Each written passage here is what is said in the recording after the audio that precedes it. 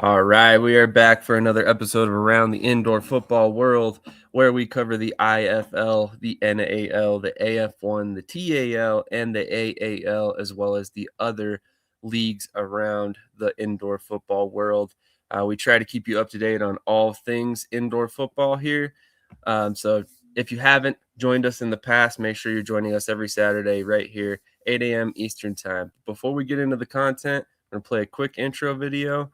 I'll wake you guys up a little bit.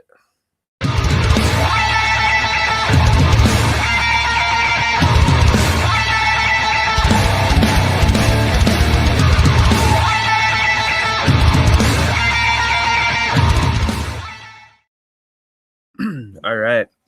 So we've got a ton of topics to discuss today, as well as some great guests. Later on, we'll be joined by the new general manager of the Southwest Kansas Storm, as well as the defensive backs coach and director of recruiting for the New Mexico Chupacabras.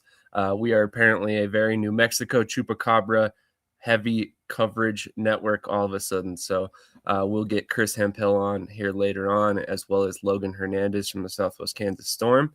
But Krish, before we get into all that, man, how are you doing this weekend? I'm doing good, really excited to see how, we're building a roster slowly. We signed a good D lineman this week, brought back our star running back. So I'm really excited for the season. And I feel like we're on a good pace for sure. Definitely agree. Always big news when you can bring back Puka, but we'll get into that more a little bit later on. Per your recommendation, Krish, we're actually going to start off with some of the smaller leagues. So the IFL, the NAL, the AF1. Stay tuned; they're coming up. They'll be towards the end. We're going to start with the AIF.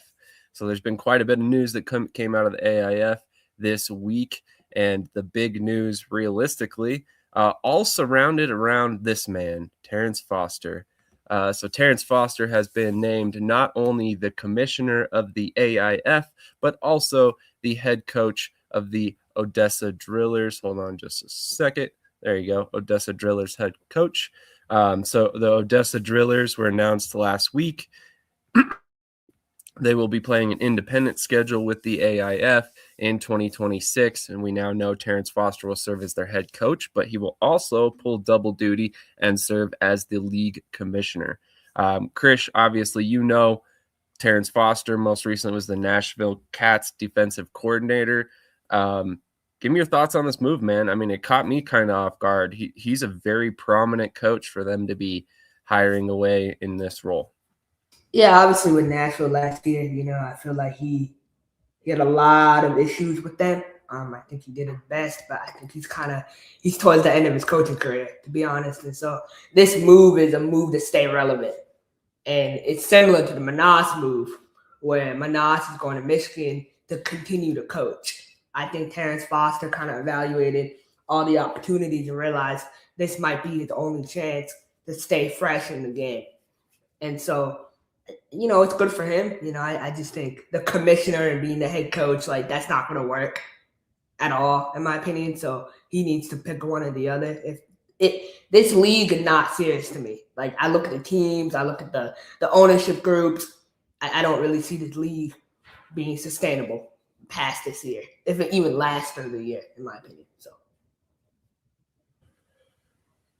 Yeah, I mean, I'm not gonna lie. There are some questions that I have about the league in general, the way it's set up, all that stuff. But I also feel like the hiring of Terrence Foster definitely brings some legitimacy, right? He's a guy who's been around. He's a guy who's earned that respect. He's been in multiple different programs across the years and very high level, programs at that. So I think this is a really interesting move. I think it's a move that definitely turned some heads, this week. I had multiple people reach out pointing out that this had happened and that they were shocked that he was leaving Nashville. So overall, I think it's a good move for the AIF, especially if the goal is to become a legitimate league. I mean, they're obviously trying to grow very rapidly. That's why you bring in a team like the Odessa Drillers. That's why you have a travel team like the Pennsylvania Union, and some of the other things they've done this year. But this is going to be an interesting move. I think it's good for the league. It's good for the legitimacy, and hopefully overall it brings a little bit more air of professionalism to the AIF going forward.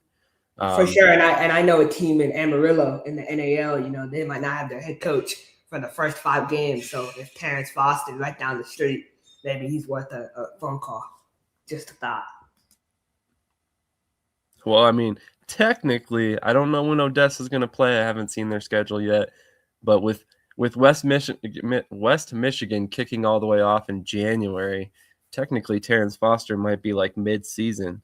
So if it's not out of the realm of possibility, but would certainly be a little bit surprising for sure.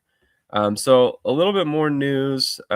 This time out of the International Arena League. Earlier this week, they had a live stream that announced a couple things that were fairly interesting to me, and I'm sure you guys will have some interest in some of the things that they have announced. So the first big piece of news that I thought was awesome, and this is something that has been floated around on social media the past couple weeks, but they have come out with this idea, and whether or not they're a legitimate league or they play a game or anything like that, I really love this idea, and I know it would cost a lot of money for leagues, but I think it's smart. But they are essentially guaranteeing fans of the championship winning team will have their season tickets renewed for free if their team wins. So basically, if you buy season tickets for your favorite team in the league, they win the championship the following season, your season tickets are free. So that's one hell of a incentive to buy season tickets, especially if you believe your team's going to be good. Now, again, well, we can sit here and question some things about this league, but I personally think that's a great idea. Krish, what are your thoughts on that individual idea? And we got a couple other things about the league as well. Yeah, I mean, I think it's a good idea, but again, it for IFL, NAL, it costs teams a ton of money just to give out free season tickets. I mean, imagine if Omaha won a championship and Ricky was giving out free season tickets to everyone. He would lose money. He would run out and shut down the team. Like, that's just not sustainable for any legitimate organization. I mean, I know for us, when we won the championship here in Mass, we did 21% off season tickets, right? Because 2021, 21%. So stuff like that I think is good, but free season tickets is just not reasonable at all.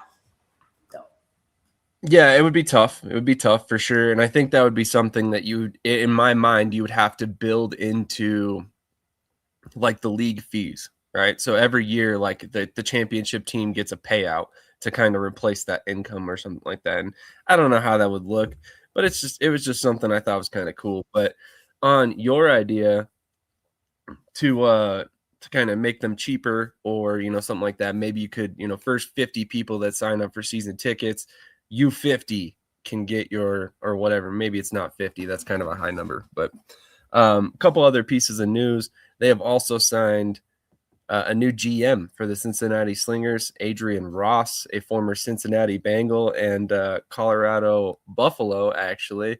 So what are your thoughts on that move by the league? I mean, Cincinnati's kind of a cursed market at that point, right? Wasn't the AF1 trying to put a team there? It didn't work out. So it's all for them. It's name recognition, right? They're trying to get people in there to legitimize their product, and I don't think it's the worst thing in the world. But I mean, I'm worried about if they're gonna kick off, not who the GM is. So, that's just my opinion. That's fair, and my apologies. He's actually from CSU, not CU, but he did play for the Bengals for 6 seasons, I believe, in the early 2000s. So interesting move, nonetheless.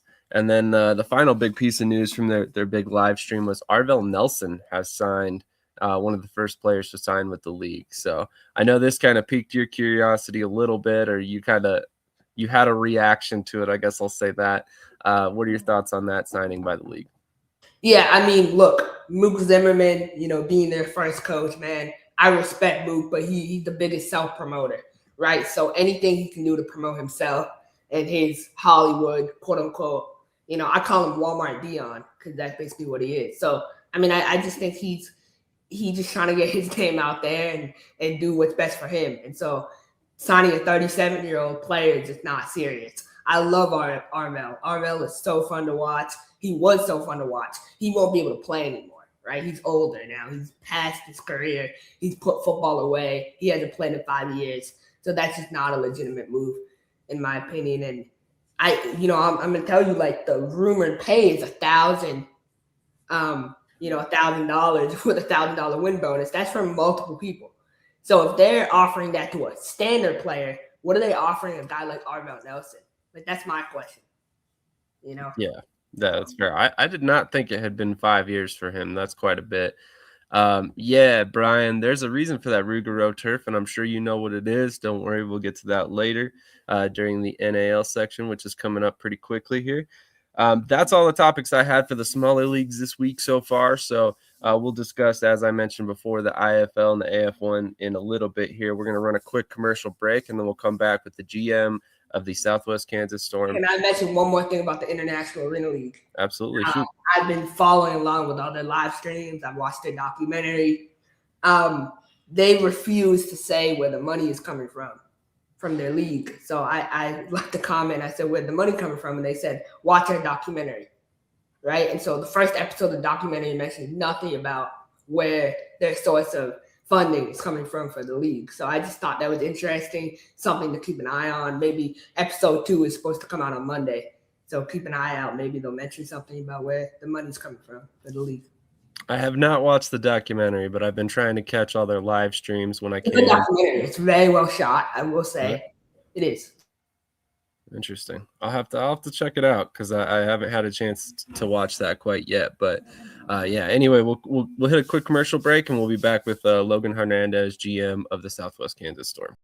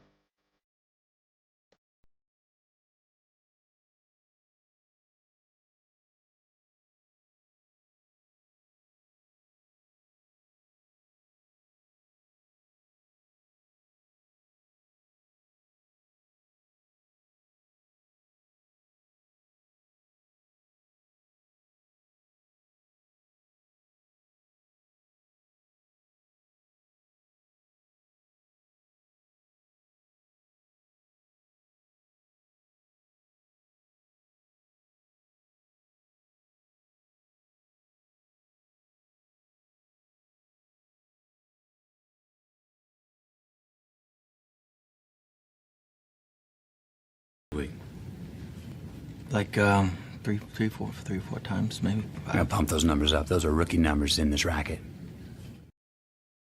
All right. And as mentioned before, we are joined by Logan Hernandez, GM of the Southwest Kansas Storm.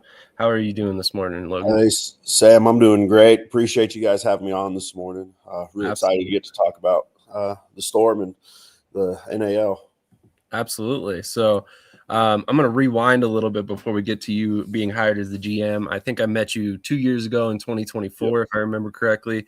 And I was struck by how much you did for the team. You're kind of everywhere. You know, when we came out to the game, you were the in-arena announcer.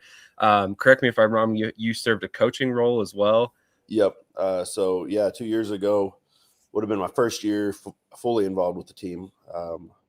I was originally hired on as the social media manager, and that role kind of evolved into being the in-game announcer during games, the bus driver, helping coach the fullbacks on the offense, and then also the equipment manager on away games. Wow. Some roles in there I was not even aware of. So I was going to mention social media as well. You hosted the podcast. So actually you've been on this network more than probably most guests that we've had on. So that it was kind of awesome to hear that you were not only coming back, but then you were getting the general manager role. So kind of tell me a little bit about that and how that came together for you. Yeah. So this summer, I want to give a shout out to our ownership group. We have, an ownership group that is Southwest Kansas people. A lot of them grew up in the area, have started businesses in the area, and have, developed lives in the area and so they have a vested interest in stuff being successful and having entertainment options out here. I happened to go see one of them this summer, and it just was we were just talking, and he goes, what would you think about possibly being the GM? So that at first it was kind of a shock. Not a whole lot came out of my mouth, and through the course of a couple weeks of talking to the ownership group, talking to our head coach, Gary Thomas, wanting to make sure that I talked to everybody that was going to be involved and made sure that, we were all on the same page, and I kind of knew what my role was going to be before accepting it.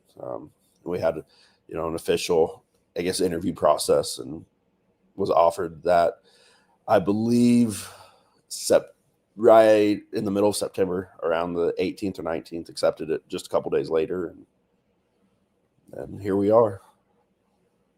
That's awesome. That's awesome.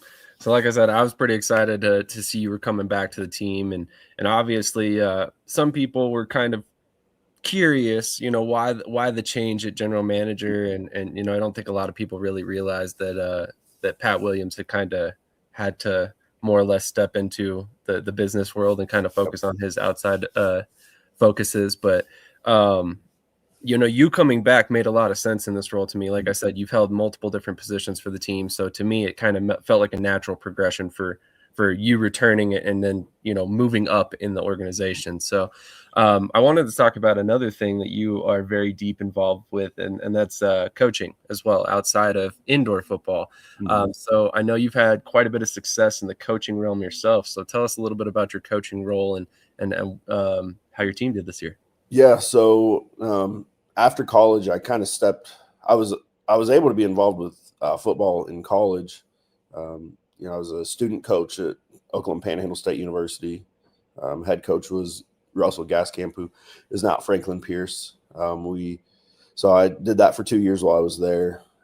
Stepped out of it a little bit and realized I just missed it that much. So I was offered the opportunity just south of Dodge City here in Kansas at Mineola. I was served as an assistant and stats guy for 5 years. Took a different role completely outside of the classroom, or I guess not outside of the classroom, but an administrative role as an assistant principal last year. The situation wasn't right for myself or the school. Came back and was offered the head coaching job in a small town here in Southwest Kansas called Ingalls, Kansas. So it was my first head coaching job. And this year we went 9-2, and finished got beat in the quarterfinals by the state runner-up. We're waiting on all of the exact numbers to come in, but we're going to have somewhere between about 6 and 8.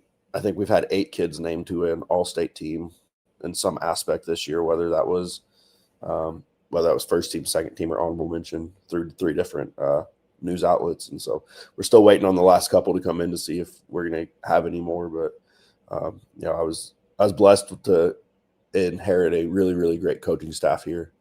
And so I will say that, I've always been a defensive guy, never had to dive into the offensive side, but we already had a defensive coordinator here in place. And so kind of took over the role of offense coordinator along with head coach. And Gary Thomas taught me everything I know about offense. Hey, that's a good mentor to have, in my personal opinion. He's a great offensive mind. Tell me a little bit about that process. I mean, you come in, you're the outside guy as the head coach, you inherited a staff. How did they react to, you being hired and maybe not somebody on staff being promoted to that position?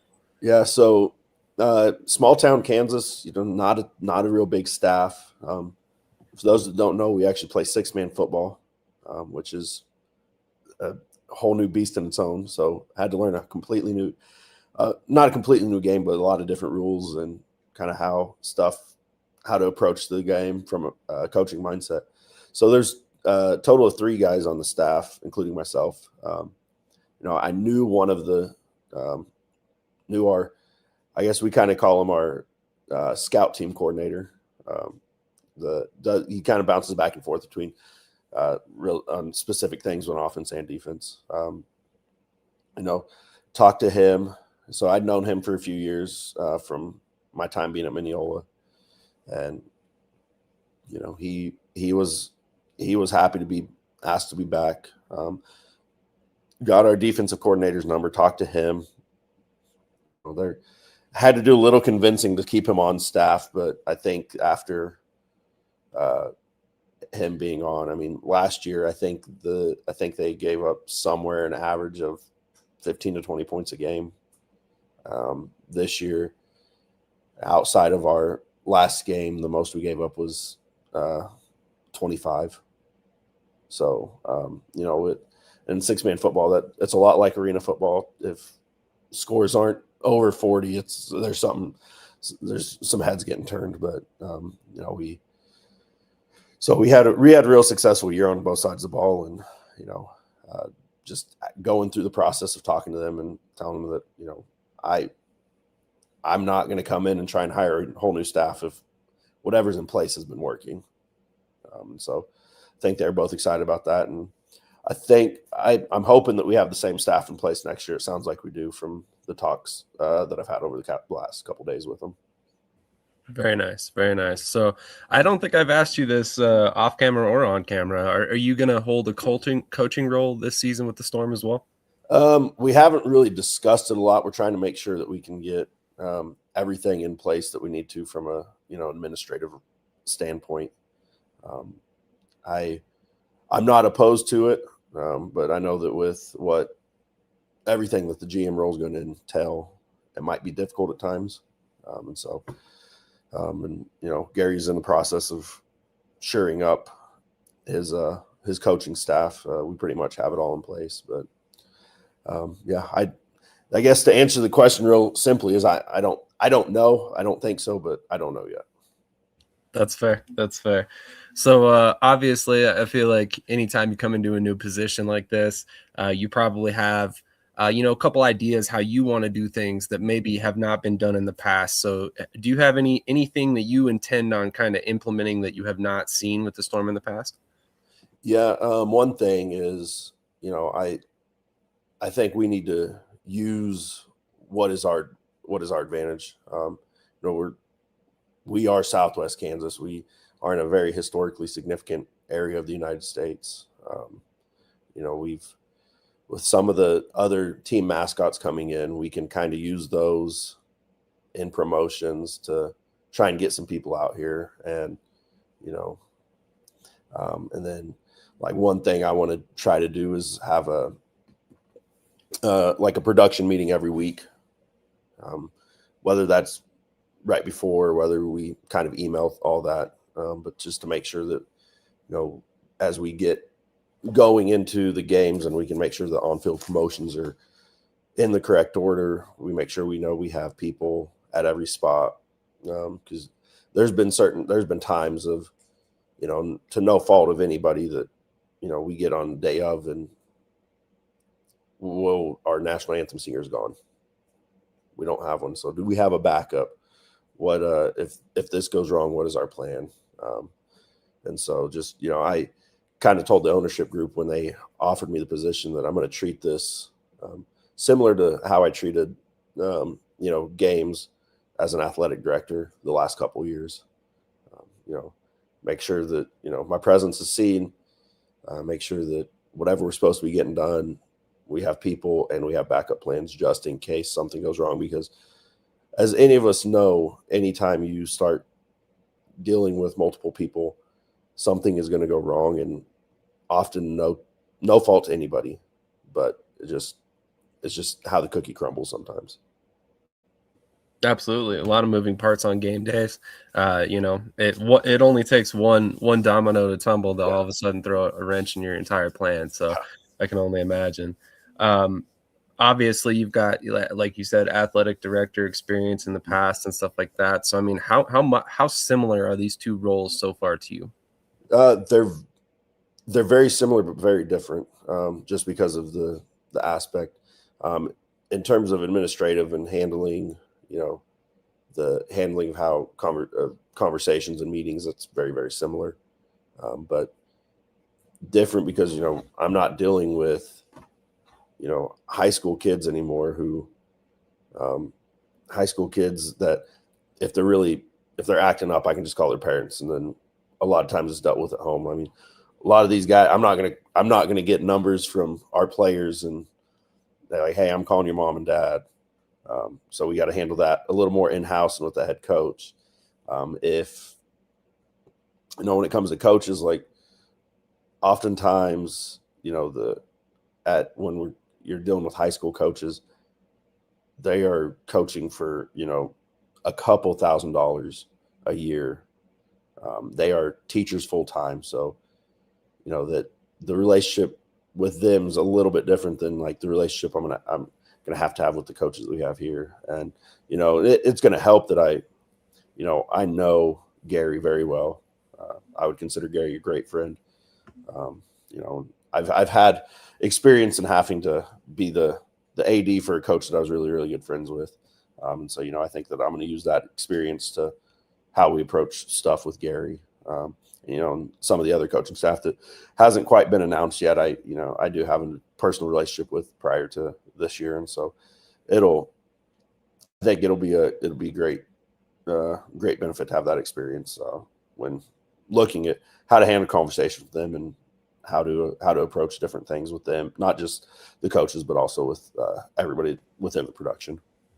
Absolutely. And then, granted, this is from an outsider's perspective, but it seems like you guys have a very tight-knit group. Obviously a lot of the coaches on staff have coached with Coach Thomas in the past, and obviously you've been involved with the team in the past as well. So it seems like a very, very core group of people that are kind of, running the storm, which is always a good thing. Obviously, you guys know how each person's going to handle each situation and stuff like that. So tell me a little bit about how the roster's coming together. I know it's been a challenge, a little bit of a challenge with the transition over to the National Arena League this year. So how do you feel so far?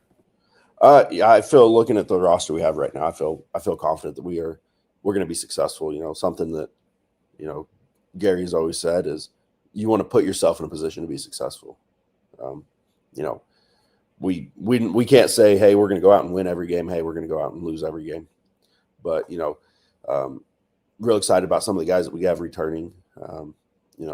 They kind of speak for themselves, especially when you start looking at film from previous leagues. And then we look at some of the guys that we're signing in that we haven't had play for us in the past. You look at their film, they have the measure. You look at their film, their measurables, they have the measurables. They have played at a high level, and it's going to be, I don't think that it's going to be talent will be the issue with us. I think it'll be making sure that we have our guys in the right spots to be successful. I have all the confidence in Gary that he's going to not just do that, but he has a really good track record of being able to get guys onto, of taking them to the next level from what is kind of expected of them and getting them to work together toward a common goal. Absolutely. With the move to the NAL, what have been some of the challenges for you taking over the new position and going into a new league you're not really yet familiar with? Yeah, it's just been, I don't know that the transition necessarily has been from one league to another. It's been more of the challenge for me has been as soon as I got done coaching football, it's like not much of a break, then jump into the GM position, jump into GM role. And so, make sure that we have some type of representation on the league meetings, make sure that if there's communication that needs to go between the league and the coaches or the league and the rest of the ownership, making sure that we get all that properly channeled and to the proper people. So that way we just, make sure the news that needs to get to the news the news that needs to get to the right people gets to the right people. But, and then I'd say the biggest challenge is just understanding what all entails with the GM besides what is seen on Saturday and what's seen when, the ball's kicked off. It's all things of, okay, make sure we have all of our paperwork in line, make sure we have whatever contacts we need to make sure of, and make sure that we have stuff allocated in the right spot and in the right direction. Absolutely. Like we said before, a lot of moving parts. Well, Logan, I don't want to take up too much of your time today. I really appreciate you coming on, man. It's, again, really excited for you to take this position, excited to see what comes of it, and, how you kind of alter things and grow it as we continue up here to the 2026 season. But any final words for Storm fans? Yeah, absolutely. Not just for Storm fans, anybody that's a arena football fan or indoor football fan, if you don't know anything about the NAL, I would jump on board. It's going to be a great year this year. I think it's going to be a really competitive league. In addition to that, if you're not following the Storm, it's better to get in front of the Storm and be prepared for what's coming than, see the aftermath. So get on board because there's a storm coming. I'll say I appreciate you guys having me on, and, looking forward to continued partnership with you guys, and ready to see what the 2026 season brings. Absolutely. So super excited for you and for the team. I imagine it's going to be another playoff season. I have a feeling. But thank you so much for your time, Logan, and really appreciate it. And definitely we'll have to have you on closer to the season. Yeah, absolutely appreciate it. Absolutely. Have a great rest of your afternoon, and hopefully you can enjoy the football tomorrow. Oh, will do. Happy holidays as well, by the way. You as well. All right. Have a good one.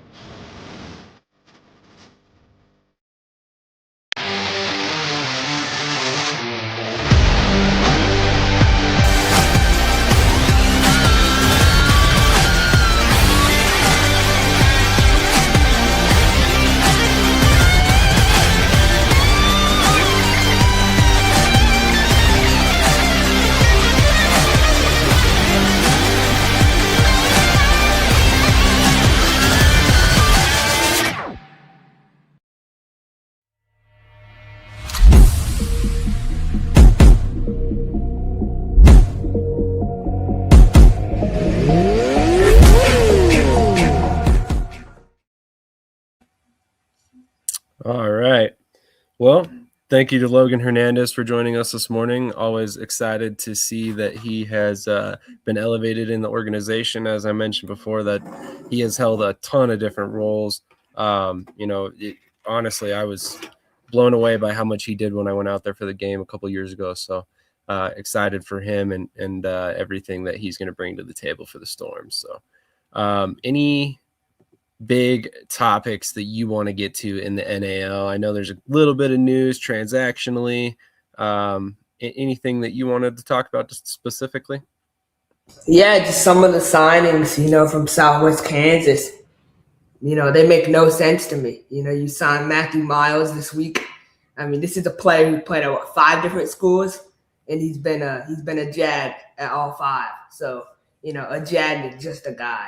So it's like, he put up no stats. So I don't know why you would sign a player like that. If you're going to 5 different schools, I have a lot of questions that need to be raised at different levels. So I don't know, man. Some of the signings, I feel like they started off the offseason really hot and they've kind of plateaued ever since. And so I'm really hoping, we can get some more linemen in Southwest. We can get a better linebacker, another running back. They desperately need a better running back in Southwest for sure. You seem to have a problem with Austin Bachert for some reason, but He's not a starting running back in that NFL. He's not. I've watched too much. We'll see for sure. All I know is I try to err on the side of caution, and anytime two experienced indoor coaches sign the guy, there's something there. I mean, we'll see what it is, but who's the other indoor coach? Tay Brooks. He signed him last year. Yeah, but that's in the flag football league. Like, that's not, you know what I mean? Like, that's you can't. I understand it's one less guy on the field and it's slightly different style of play and all that. Yeah, you still need a true running back. You need somebody who can run the ball, who can, break tackles, catch the ball out of the backfield and stuff. So I mean, there's still traits there in my opinion. But what about Chris Elmore signing with Pueblo? Yeah, that's a good move. Chris Elmore is amazing against the pass. He's a little shaky against the run, but I mean, I look at who they're going against. Week 1, Paxton Lynch in Colorado. He's going to stand in the pocket, right? And he has a good O-line, so that might be a little hard. But week 2, you go to Omaha and you go face, Demery Croft. And I've watched a lot of his film. Recently, and I'm not talking about 2021 because I don't care what you did 7 years ago. I care what you do now. So I watched the film this past season. He does not move from the pocket. He stands in the pocket. He's like, he'll, hit snap, get his feet set, and just stand. He does not move. It's nothing. It's just, like dump and go. And so if I'm Pueblo, getting high-level pass rushers is huge for any team, especially when you're facing a quarterback who doesn't move in the pocket. So I think that's amazing. If I'm them, man, my goal is to knock him out after the first quarter of the game. So I want to suffocate him in the pocket. And I think, them signing high-level pass rushers is huge for what they're trying to do defensively. For sure. That's fair. Definitely have some questions about that as well. We'll see. Pueblo's got a solid defense so far. I think it's definitely gonna. They signed a player with from Delta State, Lutton, the DB he was with Albany Firebirds this past year. So that's another big defensive back signing they have, and I just think they're building that DB room. That DB room in Pueblo, man, like there's a lot of young cats. And I think it's almost a good thing if you can have younger players develop throughout the season, and they're taking a younger approach. And I'm giving them a lot of crap, but I'm starting to see some of the pieces fall in place where it's like, okay, this team could be sort of serious. Sort of. I'm not saying they win a championship, but they can make the playoffs for sure. I'm impressed. That's like the most praise you've given them all season. Yeah, I mean, it's it's when you look at a development of a roster, sometimes it's gonna shock you. But I'm telling you, man, like I look at that linebacker room, and I was highly critical. They had Daenerys Antoine, and then they signed Darian Primes, right? Darian Primes is a veteran of the indoor game. He's played in the IFL. Yes, he's had his issues in the IFL. He's not great in coverage, but to play in the NAL, I really think he'll be really good in the NAL. I really think he'll be an upper echelon linebacker in the NAL. So, certain like, yeah, I don't know. It's, yeah, I don't know. I just think that's certain. I think you should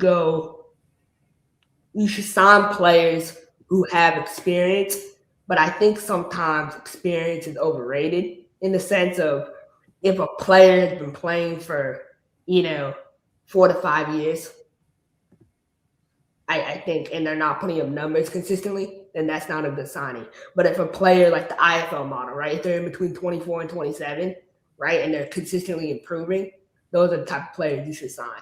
And that's for any team, in my opinion. Okay, that's an interesting approach. I mean, I can see what you're saying there. Interesting. All right. Any other NAL topics you wanted to discuss before we move on to some of the IFL topics that have come up, and we should have our guest joining us here shortly. Yeah. Let's see. Any moves that kind of stand out to you? I mean, Dallas is kind of staying the same. Sioux City, I haven't seen any inspiring moves from them. I mean, we did talk about Verlon Reed coming back, so that's that's a unique move for them. Salina, you look at Salina's, their roster has stayed pretty consistent. They haven't really added anyone of note. Southwest, we talked about Colorado, the best receiving core in the league, in my opinion. They signed. Oh yeah, that's one. They signed Joe Powell this week from not the Joe Powell, I'm not even gonna say it, honestly. We got to find a better way to term those two guys, because not Joe. They signed Joe Powell, not Joe Powell. Like, you know what I mean? Like, they signed Joe Powell, not that Joe Powell. I've heard crazy stories about Joe Powell, but no, I mean he's an interesting player. I think again, a DB with experience, you can't go wrong. In the backfield with Trayvon Mosley that they got down there, I think that could be a good combination for them.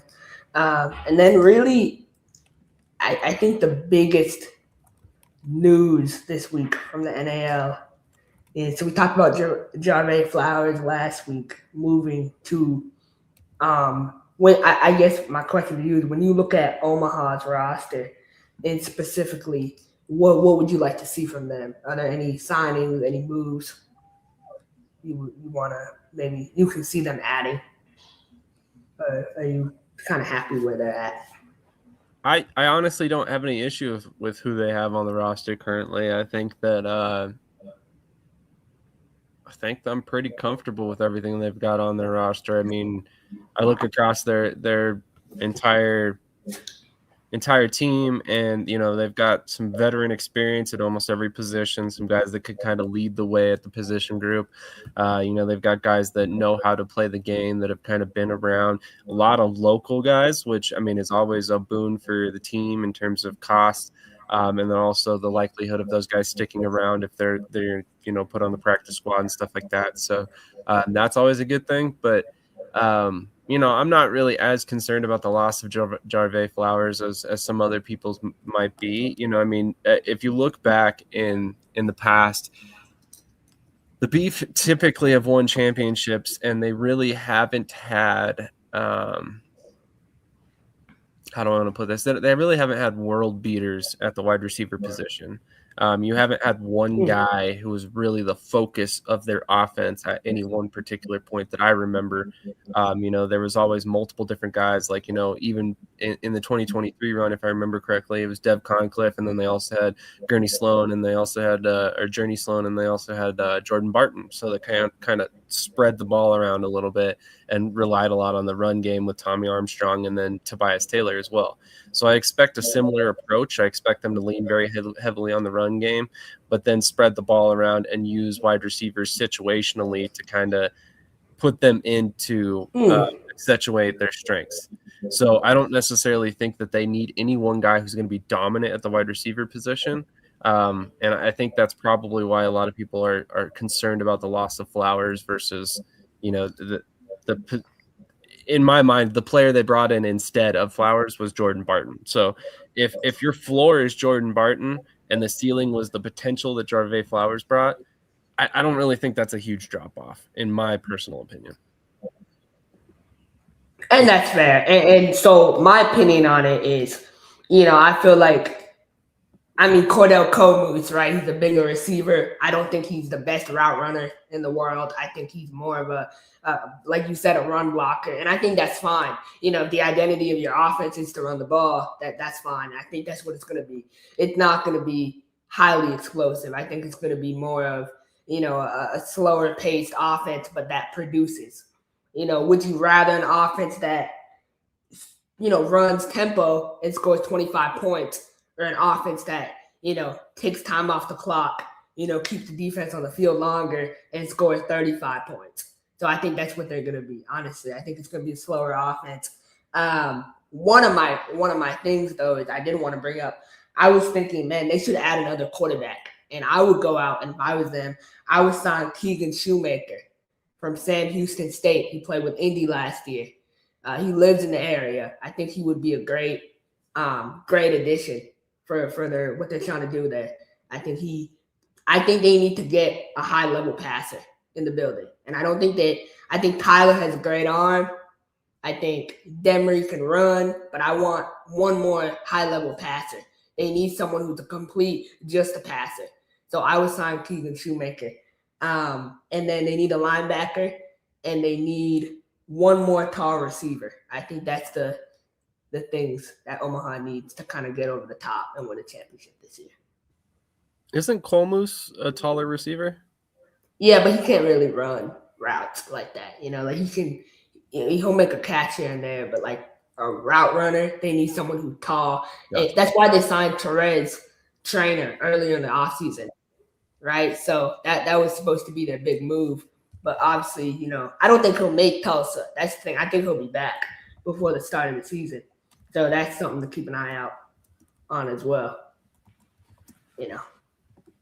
Awesome. Couple comments real quick. Yeah, but the Beef haven't had this level of competition, different game next year. This is where I disagree. The Beef have had this level of competition. They played against Salina before. They played against Southwest Kansas before.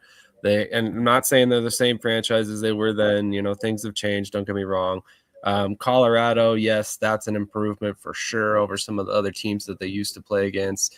Pueblo, I think, is going to be pretty good. Amarillo, really not a big departure from the teams they played in the past. Dallas, same thing. So, there's talented teams in the league. I just don't think it's necessarily as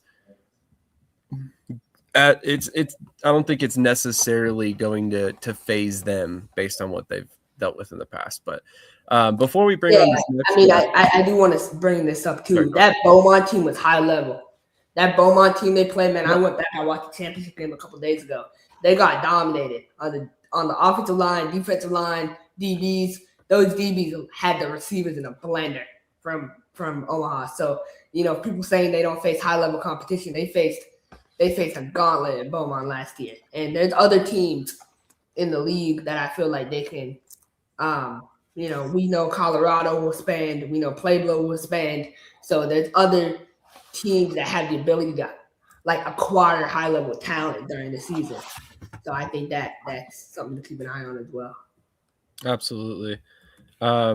Before we welcome on our next guest, I wanted to take some time to thank one of the guys that watches the show every weekend, Brian Mathern. He sent me some gear from the Louisiana teams that I kind of wanted to show. He was hoping that I would get here last week in time. It did not, but got a Louisiana Voodoo keychain, which is really cool. These are probably collector items at this point. Louisiana Voodoo stickers, pretty freaking cool with the AFL logo on there as well. Lots of Voodoo stuff, which is really cool. Voodoo Magic.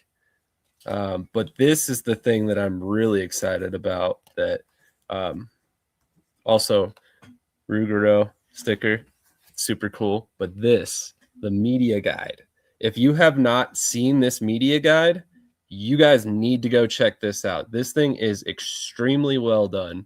It is one of those things that you don't really think about as a fan, right? But you walk into an arena and you see this thing. This is incredibly professional looking, by the way.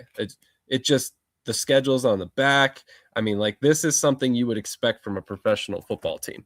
But I think it's really cool. I know Brian put in a lot of work on it. I know the Ruggiero are very proud of it, as they should be. So it's awesome to see that this team is kind of building up and moving towards the future and realistically marketing it better than a lot of other teams that have been around for years. So super excited to see that for the Ruggiero. But we're going to play a quick commercial break. Then we're going to come back with our IFL guest, which actually has some ties to the Voodoo, which is a kind of ironic there. So we'll go ahead and be right back with Coach Chris Hemphill with the New Mexico Chupacabras. Into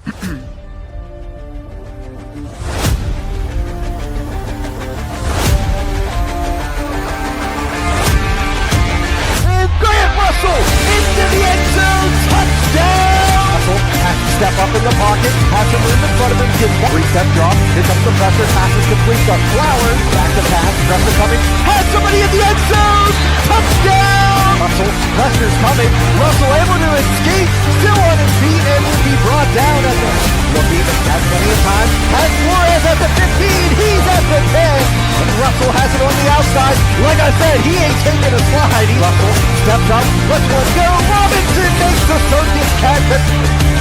Going to alert snap, here comes the pressure, and the pass is going to be complete, and making the catch of Grant Russell. Russell, back to pass, looking, he has Robinson makes the catch, and will be brought down on the play by Isaiah Hall.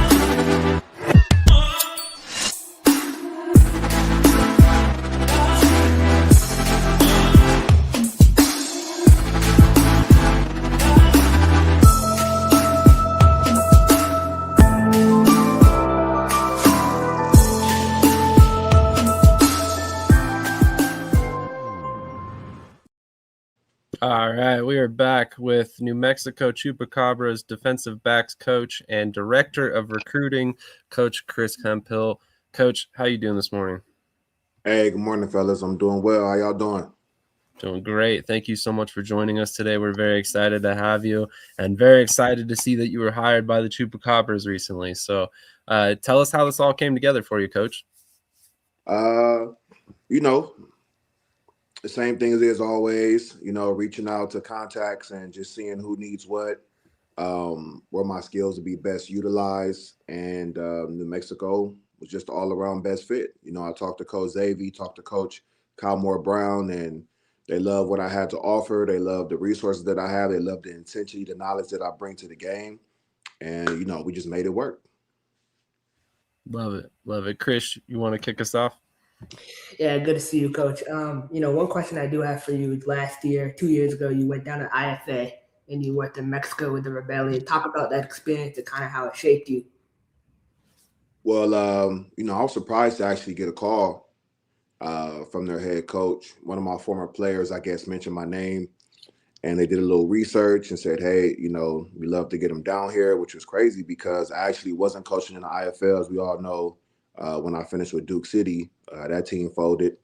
So I really didn't have anywhere else to coach at the moment. And also I needed outdoor film on my coaching resume, you know, as trying to move up. So it was just a good opportunity. Thought about it and, you know, decided to give it a chance. You know, went down there. They had some players with some talent down there, you know, just obviously just needed some coaching. It was a good experience culture-wise and both for my career. And, you know, things didn't work out. You know, obviously everybody knows that. And, you know, obviously I was disappointed about everything, but, you know, I didn't let it get me down, you know, still kept my head up, went out to championship weekend for IFL and, you know, saw a lot of my old buddies from coaching and, you know, playing against. And, you know, I said, hey, I wanted to get back in the IFL and I know it's growing every day and they're expanding and, you know, with FanDuel and everything being announced and Yahoo. So it was just bound to happen sooner than later. So IFA, you know, it wasn't the greatest experience in the world, but, you know, I'm glad I had to go through that because it just made me stronger as a person, as a coach. Makes sense for sure. I mean, obviously you've kind of had a couple rough seasons in terms of coaching, you know, between the Voodoo, their situation in 2024 and then the IFA as well last season. So I imagine going in to the IFL in 2026, you've got to feel a lot more comfortable about the situation you're walking into, knowing how the IFL operates and knowing they do a lot of background work on these teams before they let the ownership groups in. So tell me a little bit about how that feeling of comfort with the situation you're walking into allows you to kind of focus on football a little bit more rather than the outside external things that are happening in the league. Absolutely. That was a big thing for me this offseason, was being somewhere that was stable and then I felt comfortable. You know, as you mentioned, my last few stops weren't the greatest. And, you know, I'll be honest with you, I just kind of got to a point where it's like, what is most important for me to continue my coaching career and to chase success is to, first of all, be stable, be in a stable league, be with a stable team, you know, ownership group, coaches, and also a place that allow me to have some autonomy when it comes to, you know, my defensive strategy and also recruiting players. I think is one of my strongest assets. And like I said before, I mean, New Mexico fit all of those things. You know, I'm very familiar with the city just from spending my time in Duke, you know, those last few weeks of the 24 season, and still having contacts out there. And also just speaking with the defensive coordinator, Coach Xavier, like I said, a former player, and me and him have had a couple battles, you know, from teams he's been on and teams I've been on. And we've always just had a cool relationship that's even stronger now. We speak every day. We bounce ideas off each other, players, and, you know, just how we can get better each day and make sure we're on the right track to a championship. Absolutely. Krish, you got anything else for Coach? Yeah, Coach. You know, looking at your roster now, kind of, I mean, you're in the Western Conference. I mean, you know all the great teams. You got Mike Davis up in Vegas, Kevin Guy in Arizona. Where do you believe your roster kind of stacks up against the competition in the West? See, here's the thing, Chris, is nobody expects us to do well, and that's fine because there's no pressure. And I like it that way. I like going in as the underdog, playing in hostile environments, knowing that we're in arguably the best conference. And, you know, that's no shade to the Eastern Conference, but the championship has gone through the West the last few years. And everybody knows you got to come with your A game every week. There's no days off, you know, because even statistically, the weakest team can beat you on any given week, you know.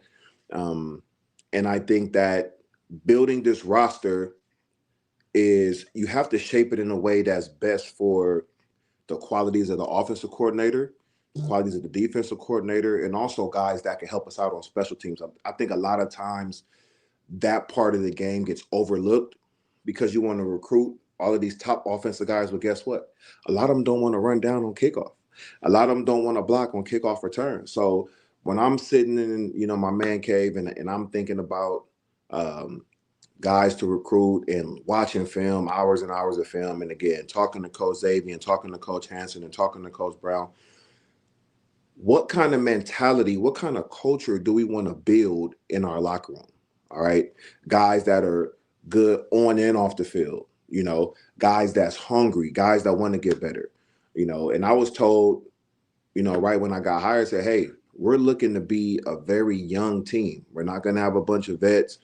We're going to have young guys fresh out of college, 2-year guys that really just need coaching. I think that's important because then it's a testament to your coaching prowess about how you can take young guys, a lot of them have never played the indoor game, and make them into really good indoor players. So I'm expecting us to shock a lot of people, and guess what? It's only going to be a shock to them because we know what we're building down in Albuquerque. Like I said, we talk every day. So we instill that confidence into, first of all, our coaching staff, and then second of all, the players that we bring in, and that we're doing something special. And it's up to you guys whether you want to be a part of that or not. Absolutely. Love that mentality. And I love that your thought process. You know, I mean, expectations are low. So, you know, it's a good opportunity to come in and dramatically exceed those expectations. So I love that. Talk to me a little bit about the roster so far that you guys have assembled and what I don't want to say what changed, but how have you kind of started to put your twist on things?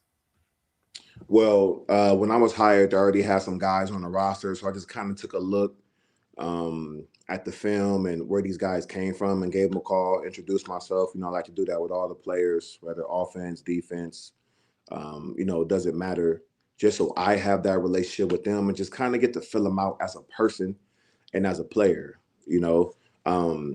So just seeing, so did that first, and then asking, Coach Hansen, the OC, what kind of player are you looking for? Asking Coach Xavier, what kind of player are you looking for? What kind of player is going to help us win on weekends? What kind of player is going to help us out in the community, build the fan base, and what kind of players are going to help us win championships? So just having those conversations like, okay, I need to go out and get a 6'3", 220 receiver, possession type receiver. Okay, I need to go out and get a scat back type. Okay, I need to go out and get a tall, lean rush in that, long arms, I can get his hand up and take away the 3-step. So with the roster that we're building, I'm really excited about having a former MVP as a quarterback, Jerome Johnson coming in.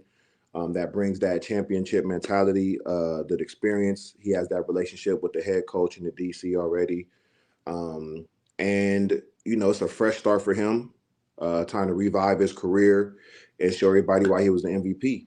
And then when I came in and saw we were bringing in Mo Jack, on the D line, I mean, everybody knows he's going to be a problem to deal with. May draw a double team and free up some opportunities for some other guys. And then also looking at the secondary, our defensive backs are really tall. I've recruited 6'1", 6'2", 6'3". We even got a 6'4", DB coming in. Guys that are not only tall but can cover, can tackle. Has an intimidation factor. For those small receivers. Physical, and that's the brand that we're building on our bend but don't break defense. It's physicality. Everybody running to the ball, and just making sure we be big brother and get the ball back for our offense. Krish, you got anything else for Coach?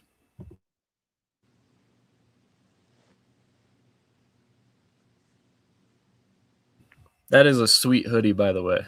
I'm definitely gonna have to order me one of those.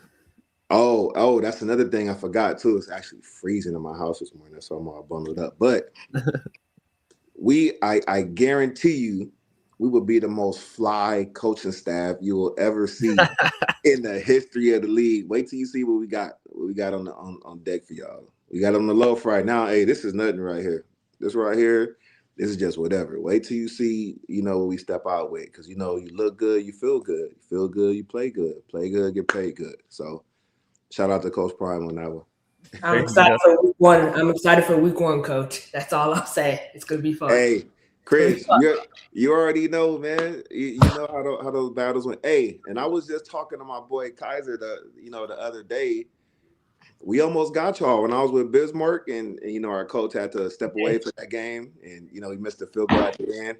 Hey, it's definitely going to be a battle week one. I know we're up against a juggernaut the first week, and I think it's great for us. It's a great first game to see where we are coming out of camp, see if we need to make any adjustments, and see how we kind of stack up. So I'm excited to get down with the Pirates first week. We don't duck no smoke around here, so I'm juiced.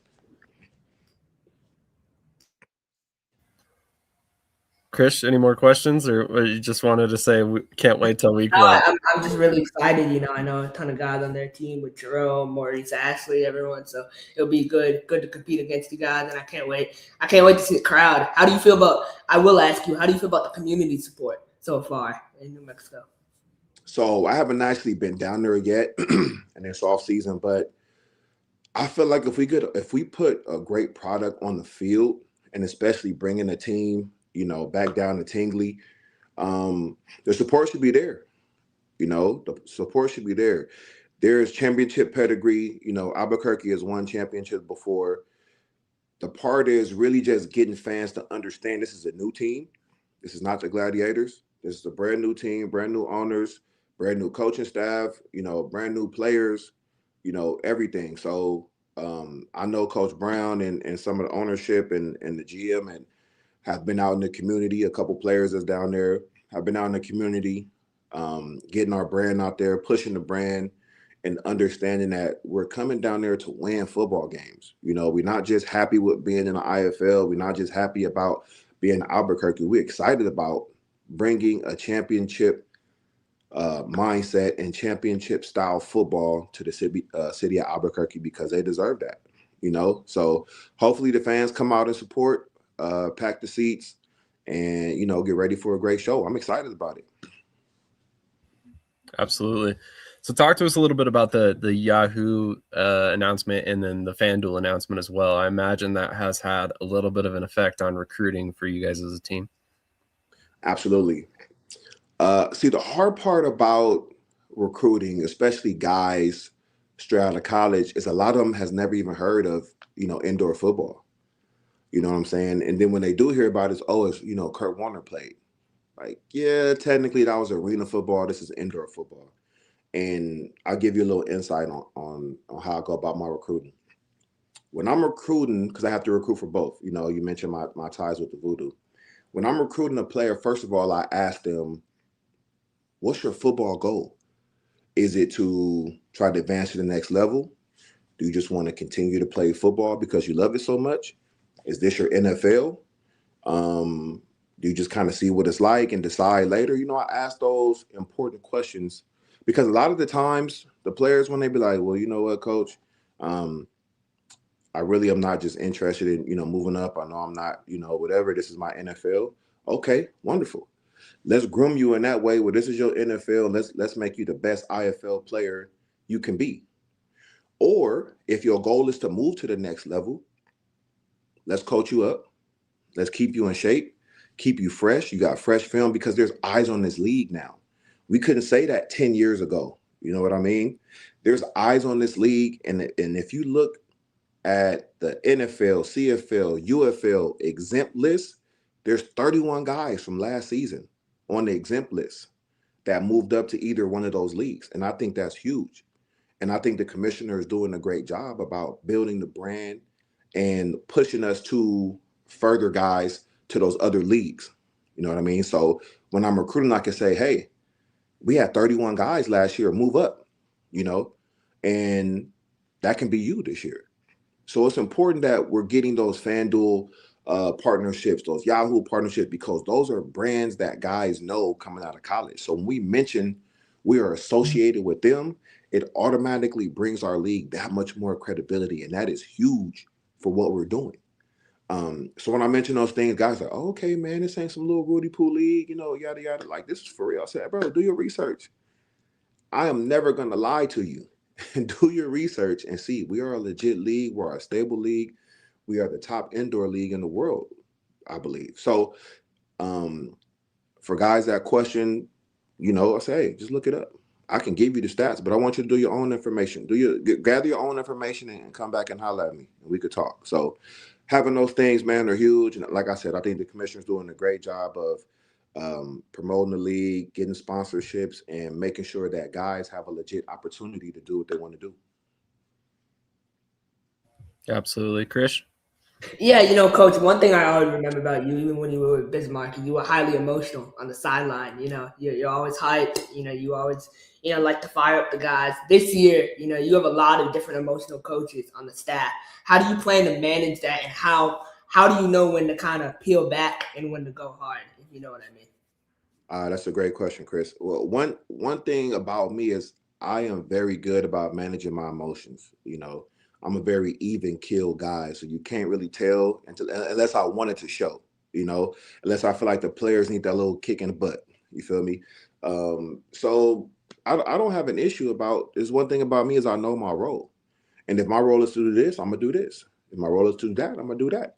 So there is no issue. And like I said, I talk to the coaching staff pretty much daily, and we understand what it takes from each of us to make this thing go, because that's what we're doing. And anybody knows dealing with an expansion team is rough. You got a lot of different variables that the public doesn't know about. You got a lot of different variables that the players don't know about, behind the scene things that need to get done, you know, and it's frustrating on a daily basis. And I've been a part of both sides. So again, I'm one of those guys who like the challenge. I'm one of those guys that's going to let you know how I feel. I might not do it in front of everybody, but I'm going to let you know how I feel, you know, because I think that's important to make sure everybody's on the same page and we're striving towards the same goal. So I don't think it'll be an issue unless our players is just,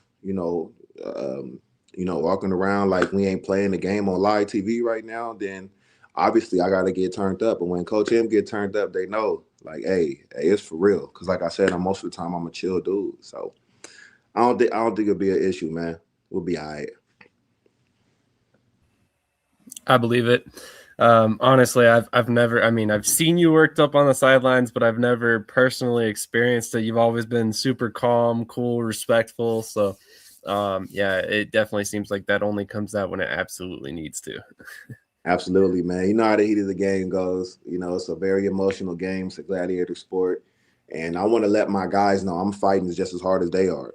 You know, so when we're on the sideline and I'm making corrections, I need everybody tuned in because I'm one of those coaches that like to correct things as we go. I don't wait till the quarter's over. I don't wait till halftime and nothing like that because by then they end drop another 2 touchdowns on you, you know? So I'm locked in. I need my guys to be locked in. If I got to jump up and get emotional for that to happen, then, hey, so be it. That's fair for sure. So we've kind of covered it a little bit so far already. I mean, you've been in the IFL before. You recruited for an AFL team. You've coordinated and coached for an outdoor team. What's your ultimate goal for your career? I mean, what's next for you? What do you want to do if you had your dream job? Ideally, my dream job would be to be in the front office for an NFL team. I mean, don't get me wrong. I love coaching. I love the relationship that I have with the players and everything like that. But I really think my heart is set in the front office, whether it be player personnel, player engagement, you know, things like that. I want to be that guy in the suit with the lanyard around his neck on game days you see on the sideline every now and then. So that's why I started from the bottom. You know, once my playing days were over, I got my master's degree my last year in 2019 when I played in the NAL with Brooklyn. I got my master's degree in business, emphasis in leadership. So got that out the way. Then I said, hey, you know, I got to start my coaching career. And Coach Miller, my OG that I played for in 2016, won the championship together, brought me on the staff and trusted me to, you know, learn quick and how to be a coach, how to be a professional, how to help run a football team. And, you know, I'm just taking off from there. So I'm just taking the necessary steps, man, getting all this, as you would say, everything I need to hone my craft. And that's why every team that I'm with, I make sure that I get a front office title so I can add that to the resume as well. So just started from the bottom, man, working my way up. College come calling. I mean, I had an opportunity to be with a D3 school a couple of years ago, but just didn't really work out fiscally. So just staying on the grind, staying relevant, and just getting better at my craft every day. So hopefully I can end up in that NFL front office one day. Gotcha. So would you entertain like general manager positions, stuff like that in the future? Oh, absolutely. I mean, the sky's the limit for me. I will never put a cap on my limitations and stuff that I want to do. I just know that there's steps to everything. And I would never want to be put in a position where I'm able to be a general manager and I'm not ready. You understand what I'm saying? So, yeah, taking a little step. And that's why I tell guys, I say, hey, everybody, oh, you should be a head coach. Oh, you should be I have the ability to be a head coach, yes. But I want to make sure once I become head coach, I'm one of the best that they are, you know, as soon as I'm hired. So, like I said, just gathering experience, coaching with different coaches, seeing how different people style, seeing how different teams run, asking questions in the front office and things like that. So when my time comes, which, you know, it will, it'll be no issue for me. You know, I fall right into place. So sky's the limit, man. You know, you're dealing with me. I'm ready to tackle anything. I love that thought process. I actually think very similarly. You got to crawl before you walk. You got to walk before you run. You know, But then by the time you start sprinting, you're going to be one of the fastest out there. So, Krish, any final questions for Coach? Nah, Coach, I appreciate your time. I look forward to week 1, and I'm excited for you for this season, man. Absolutely, man. You gonna pull up to the game or what? I'm gonna see you there. 100%. I'll be there. Okay, that's love, man. Hey, big fan of the show and what you guys are doing. You know, I keep up with you guys and what you guys been doing over the past couple years and everything like that. So thanks for having me on the show. I really appreciate it. Give me an opportunity to speak on our brand, on our team, what we got cooking in Albuquerque. And like I said, everybody just stay tuned. Absolutely. One quick question before you get out of here for any teams that might be interested in contacting you for the future positions, how would they get a hold of you? You can get at me on Facebook, you know, Chris Hemphill. I'm on Facebook. You can get at me on IG. I am Chris Hemp on IG. Or reach out to you guys. You guys been doing a good job of getting a hold of me and things like that. And I'm available. I always answer the phone, text message, email. I get back to everybody. And that's one of the things too. I know a lot of coaches, they get sent a bunch of film from players on a daily. If you look at my inboxes, boom, boom, boom. Hey, coach, this is such and such. Hey, coach, check me out. Hey, coach, this is such, something like that. I watch every single film that comes to my DM. That's one thing about me too. Every single film that a player sends me, I watch it and I give my honest opinion. Now, they may not like it, but it's personally my honest opinion. And I think that's another thing a lot of players respect about me, because usually one of the first things they say is, Coach, thanks for replying. You know what I'm saying? Coach, thanks for answering. You know what I mean? So that alone tells me that a lot of the time these guys get ignored. And I know what it's like to be in those guys' shoes. You know what I'm saying? I've been a player.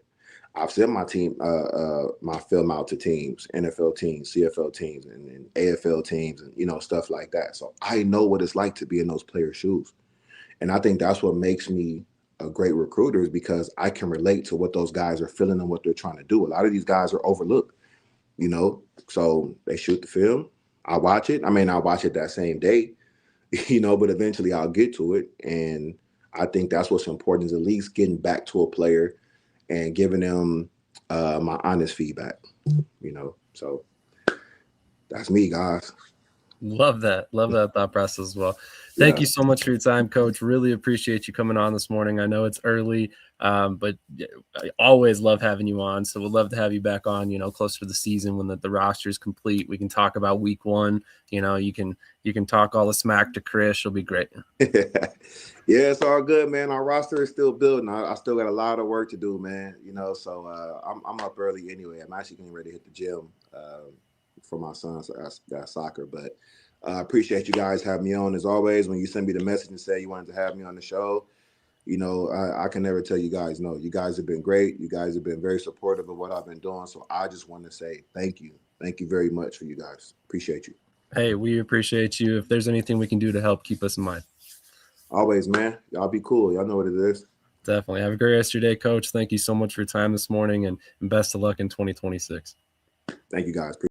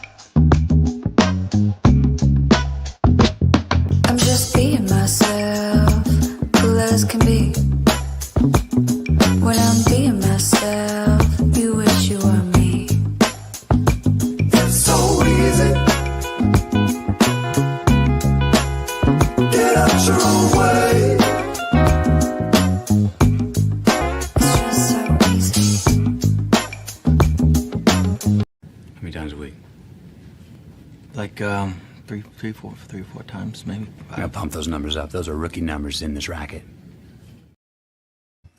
All right. in the stretch run of the show at this point, but we got lots left to talk about, so stick with us. We're just kind of getting started on the news section of the show, so we got plenty to discuss. Obviously, there's been a couple moves in the IFL that we're going to get to. For instance, Fishers has signed a lot of guys. They signed quarterback Dom Schaffner, previously with the Carolina Cobras and Washington Wolfpack. They signed athlete Jordan Davis, who can play some quarterback. He can play some wide receiver. Wide receiver Jalen Green, linebacker / defensive lineman Santonio Rice, and they re-signed defensive back Justin Terry. What are your thoughts, Krish? I mean, if Dom Schaffner surprised me.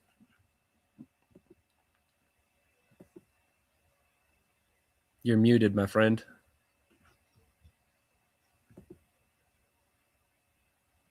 Oh, all right. I think he's having some slight technical difficulties with his mute button at the moment. We'll see if we can get him back on. Real quick shout out to our sponsor, Upside. Right now, they have an $11 bonus for anybody who signs up using our code SAM363682. You sign up, you go purchase at least $10 in fuel, you get an $11 bonus right off the top, 0 questions asked, plus your bonus per gallon that you purchase on top of that. Also, shout out to our guests, Chris Hemphill, the defensive backs coach and recruiting coordinator with the New Mexico Chupacabras, and general manager Logan Hernandez with the Southwest Kansas Storm for joining us this morning.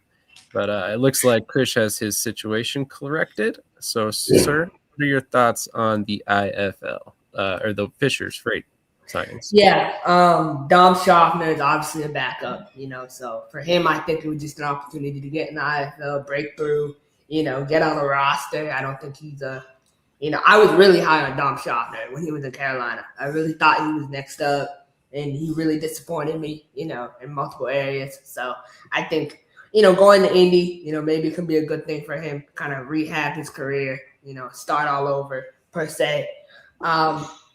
Justin Terry, veteran. I mean, he's, you know what you're getting with him. I think Fishers, their roster is shaping up to be something good for them. I think I've said this multiple times, and multiple people know this. Even Trey, from my boy Trey from Off the Wall, this is the year they're going to take that jump. They're going to go from year 1 to year 2, and they're going to make the playoffs. And I think all the guys they brought back fit their culture, in my opinion. So I think they're all good moves, for sure. I'm very interested to see the quarterback position there. Correct me if I'm wrong, but Felix Harper has re-signed with them, correct? So, yes.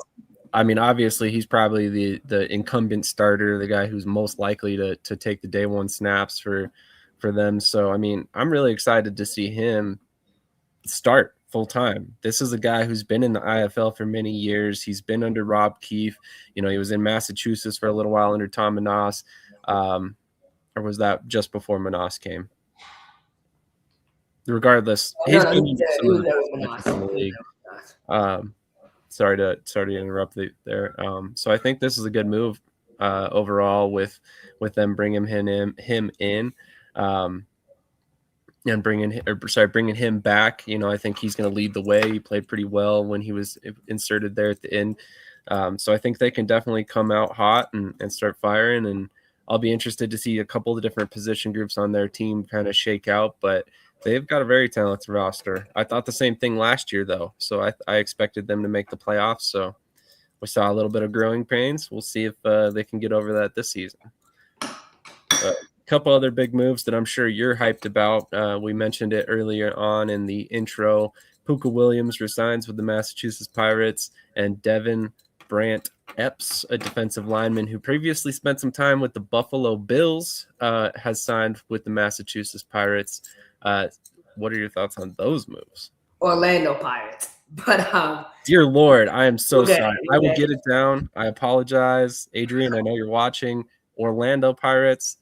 I'll get it through my head at some point. I'm sorry. No, but Puka, man, there's not enough positive things I can say about Puka. Every running back in the IFL played in 16 games last year. Our boy played in 13, So having a guy who played in 13 games, he won the rushing title, and you can say, okay, he had the most amount of carries in the league. You know, he had 40 more carries than Antonio Wimbush did in 13 games, in 6 games less than Antonio Wimbush. Like, that's crazy. And, you know, I'm not going to put his business out there, but he went through a lot last year. And just, you know, a lot of guys, there's no player in the IFL that has gone through more in a stretch than Puka Williams. And I think a lot of guys would have quit, and he never quit. He showed up every week, and he put in the work, and that's someone, man, he really represents what we're all about. And I love, one thing I love the most is guys coming here and getting a second chance, you know?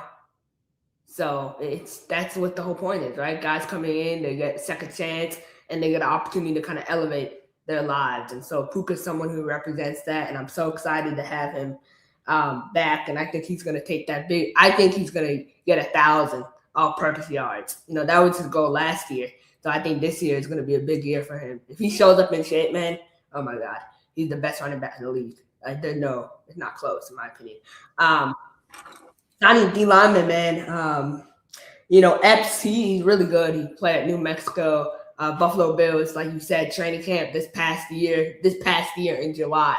This is someone that was just on the training camp, not someone that was there 2 years ago, 3 years ago. No, he was just there. He's someone, honestly, he might be a prospect for the UFL draft coming up. So I'm kind of holding off, you know, on him a little bit till we see that UFL draft come, because I could definitely see him get picked up by the UFL. So 100% would not shock me. Building that defense, man. That D line, Michael Mason, Epps, DJ Dale. Like, tell me that's not a nice D line that we got coming into Orlando. So I'm really excited for the defensive side of the football for sure.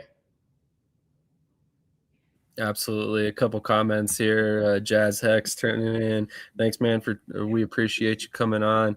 Might have to get you on here for an episode one time.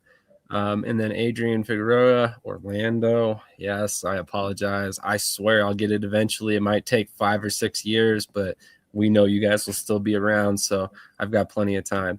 I get it. Try not typing it into emails daily. I couldn't do it. I would have said it like 4 or 5 times by now.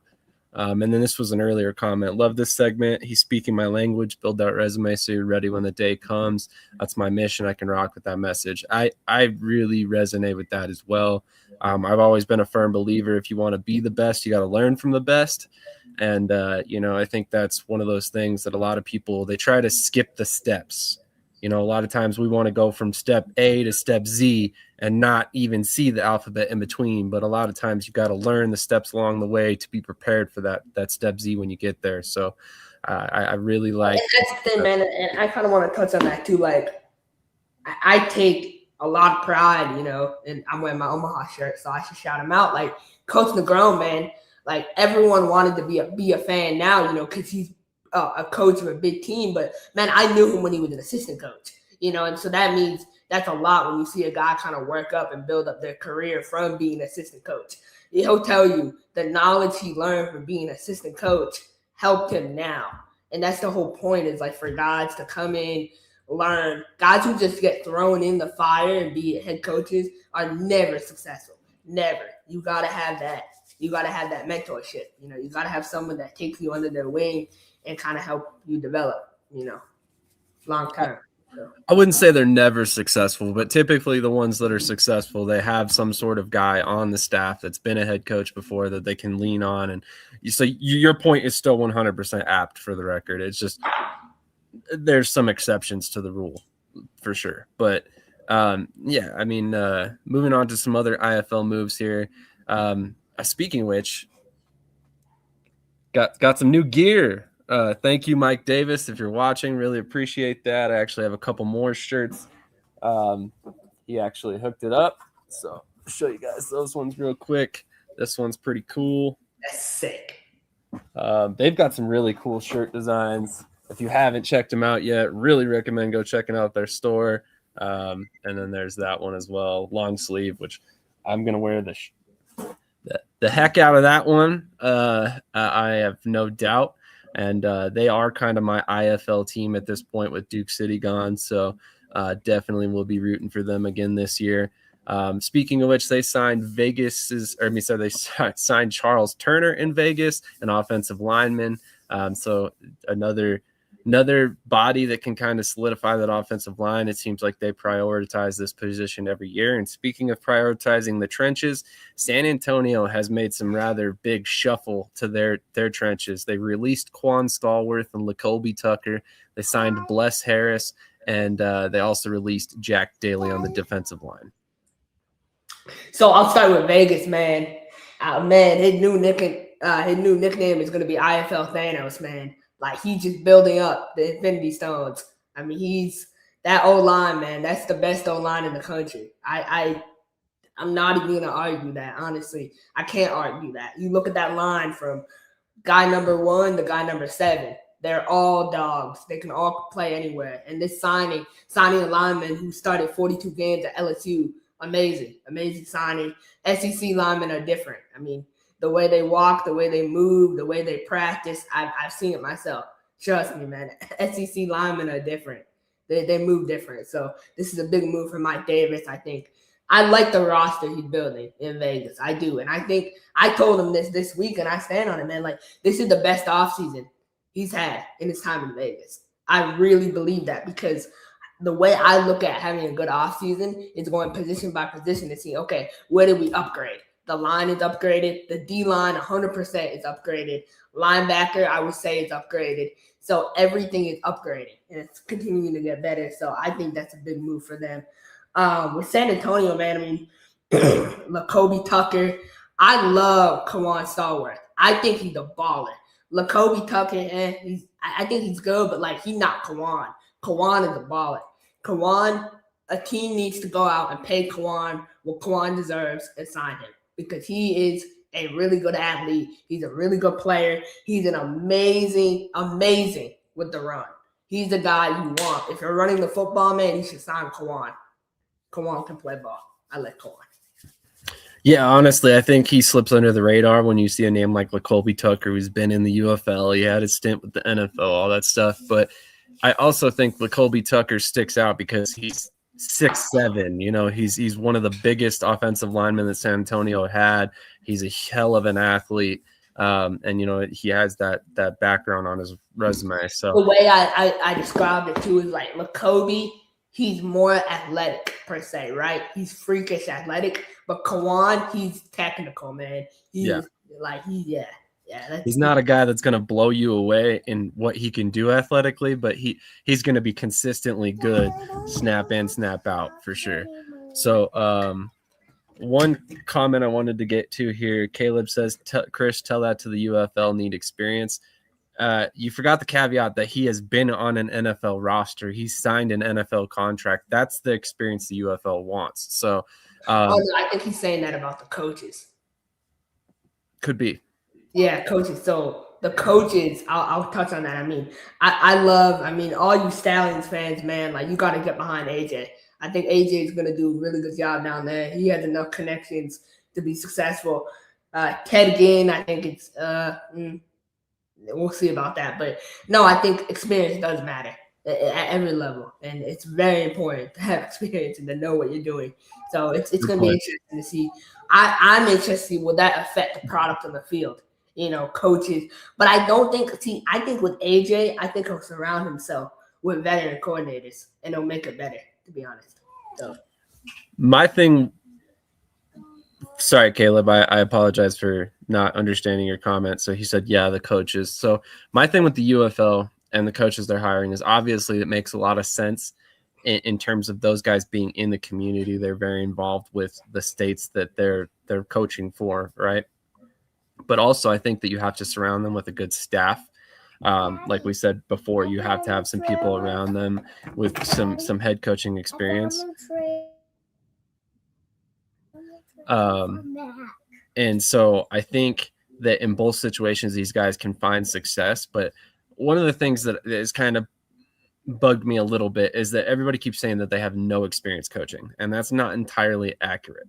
So if you look at Ted Ginn, he's coached some youth football teams, and I know that's youth football. Don't get me wrong. That's completely different. But man, I'm going to come off so crazy when I say this, but whatever. So I spent a couple seasons coaching my kids' youth flag football team, and let me tell you, if there is any challenge in the coaching world, it's coaching a bunch of 6, 7, 8-year-old kids that don't even know how to play football. So I think if you have the patience to do that, and you've also played football at a high level, I think you can translate. You've got a bunch of professionals that are doing this for a living, so they're going to absorb the coaching a lot easier than kids will. So I think to say that either of these guys haven't coached is not really giving them the credit that they truly deserve. They have coached. It hasn't been at the professional or college level like we're experienced in seeing. But then again, AJ McCarron's already come out and talked about the fact that he's going to hire, he's looking at a very prominent defensive coordinator candidate. So I think if he gets the coaching staff around him, they'll be fine. And that's what I look at always. If you're going to hire a first-time head coach,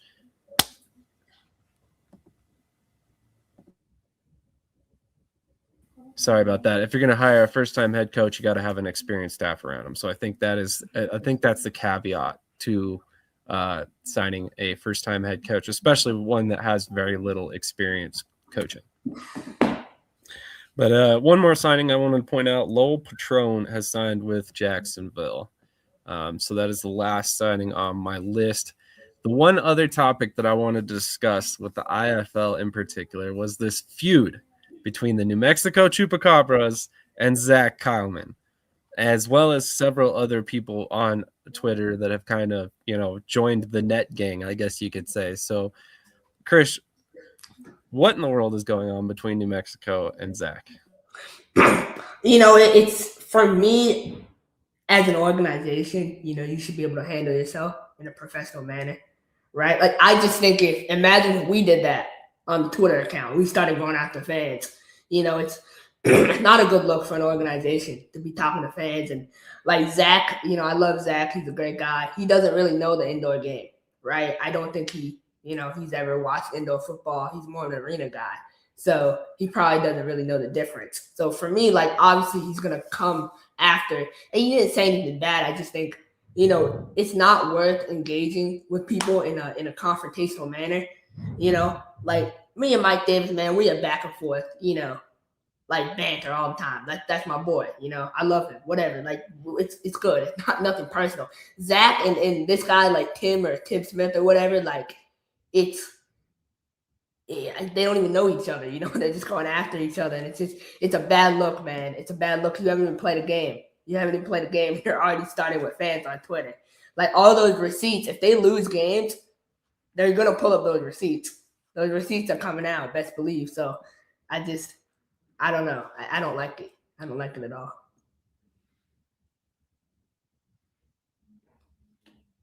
Yeah, no, I agree. It's not the most professional look. It's hilarious. Don't get me wrong. So I do say, from a social media perspective, it does keep people engaged. It does keep them in the news cycle. So there are some positives to it, but at the same time, yeah, it doesn't look real professional.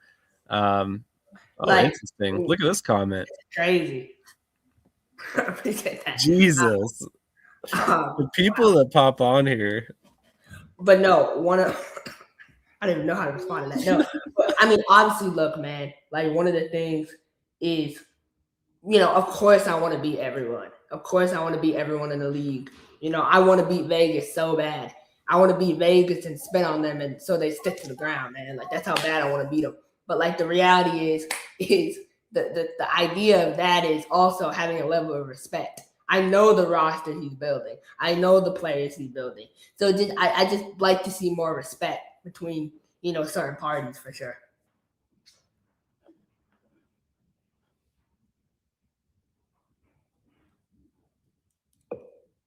Sorry about that. My son is trying to give me all of his hot takes, and I told him I'm not going to tell anybody that New Mexico is going to win the IFL championship. Sorry, bud. Next time. So No, I appreciate it.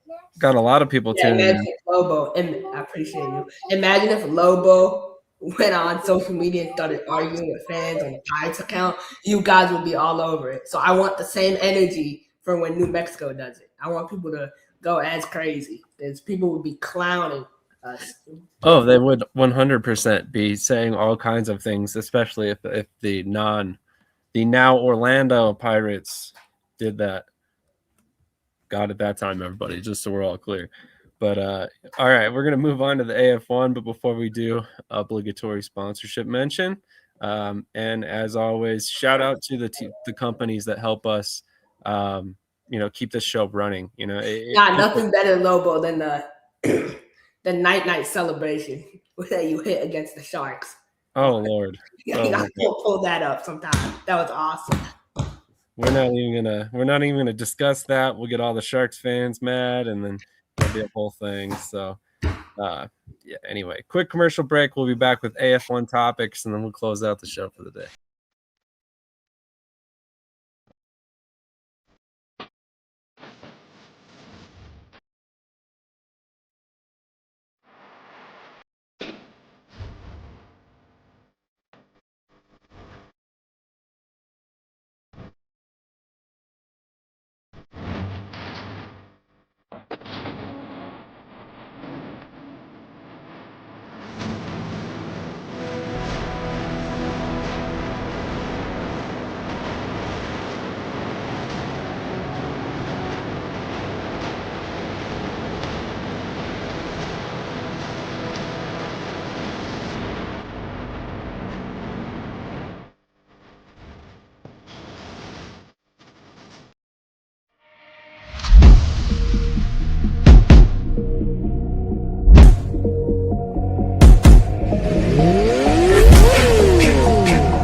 How many times a week?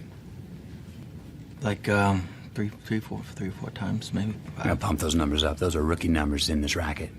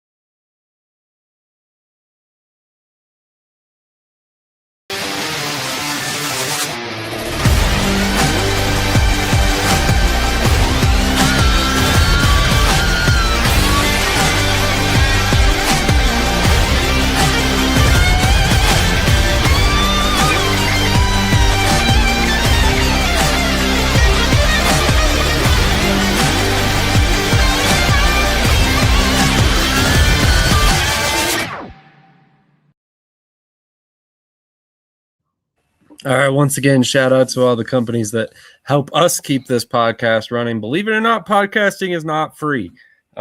We actually have quite a few tools that we use on a weekly basis that are very important to what we do, and they all cost money. So here we are. Thank you for all those companies that have supported us in the pursuit of providing the best possible content for all of you guys watching. On that note, we're going to start with the moves from Michigan. There have been a lot of them. So with that in mind, here's a graphic. So this is the Michigan Arsenal debut album, quote unquote.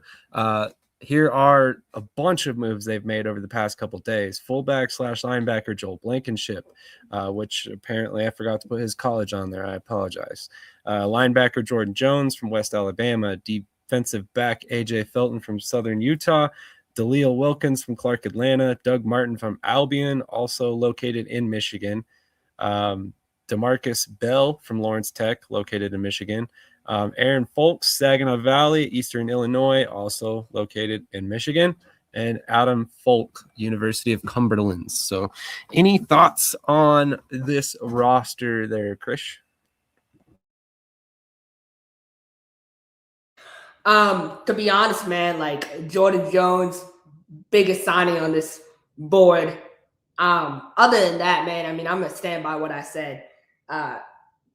Lyota, the younger Lyota, or the brother, the son, I don't even know. I don't think he knows how to recruit if it's not recruiting off of other people's roster. I said that last week. I'll say it again this week. You're signing, some of these signings are semi-pro guys. DeMarcus Bell is a semi-pro guy.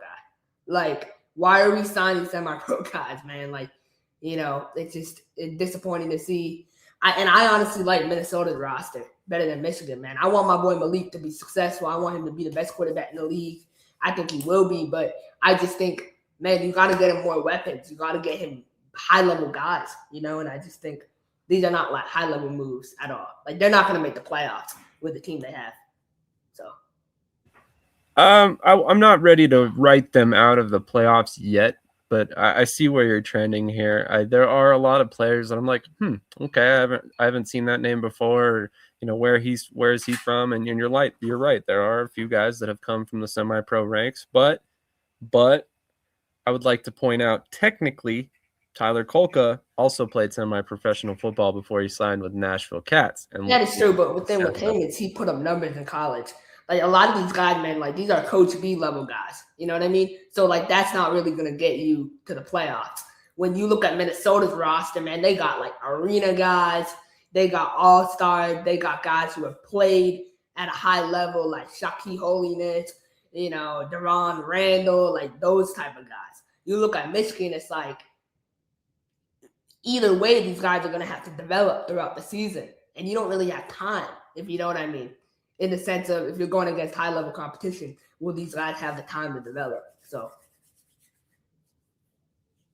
people forget. People think like, yeah, Tyler Kolka jumped on the scene. He was amazing. But he did also sit behind Rakeem Cato for 2 games. That knowledge and being able to sit back and learn. And he'll even tell you that was a big moment in his career, for sure. So my mistake. It's actually DeMarcus Bush, not DeMarcus Bell. So I can't believe I did that. I completely apologize. So on that note, I do want to point out that he actually had a decently productive career at Lawrence Tech. He's from Michigan, so he's a local guy and actually played at the same college as Tyler Kolka as well. So I think that there are a couple guys on this list that could make a lot of sense for Michigan. Again, 3 of these guys went to local schools. Daddy. Nah, Ben, I see your point. I'm not saying you're wrong. But what I'm saying is, like, I got to look at it compared to what they're facing, right? So if they're going against Minnesota, like, how do they compare? They played Minnesota 3 times. Like, I don't look at the roster and it's not inspiring enough to me. Like, you need ball players, man. Especially in the arena game, I feel like it's really important to have guys who understand the game. You can develop a rookie player. I'm not saying you can't, but they got to add more vets, if you know what I mean. Like, you just can't win with rookie guys. So, yeah, you need some veteran leadership for sure, but I don't think that they're necessarily lacking in that department. I think that's a big reason why you bring in a guy like Malik Henry, because he does give you that kind of veteran leadership that you definitely need at this level. So a couple other moves. You got Wolfpack signing a pair of defensive linemen, Bocal Lee, and then also Tank Brewster. So what are your thoughts on these 2 moves? And just a quick aside about Lee here. He actually had a quick moment in the CFL and the NFL. So pretty high-level player. Again, Washington seems to be bringing in some pretty solid talent this season. Yeah, so high level that he lasted 2 weeks in Minnesota. But no, I mean, for me, like, I think it's good, man. He's from China. I think it's good to give international players an opportunity. And Tank, man, I think Tank is decent. Like, I'm not really sold on them. I saw the interview J.R. Wells did with Off the Wall, and he's talking about, he's talking about how, the culture and this and that and how it's different. I'm like thinking about it, like, how is it different? How is this year different? And I don't see that yet. Minnesota hasn't made any, Washington hasn't made any moves that are really like, wow, like they brought in this guy.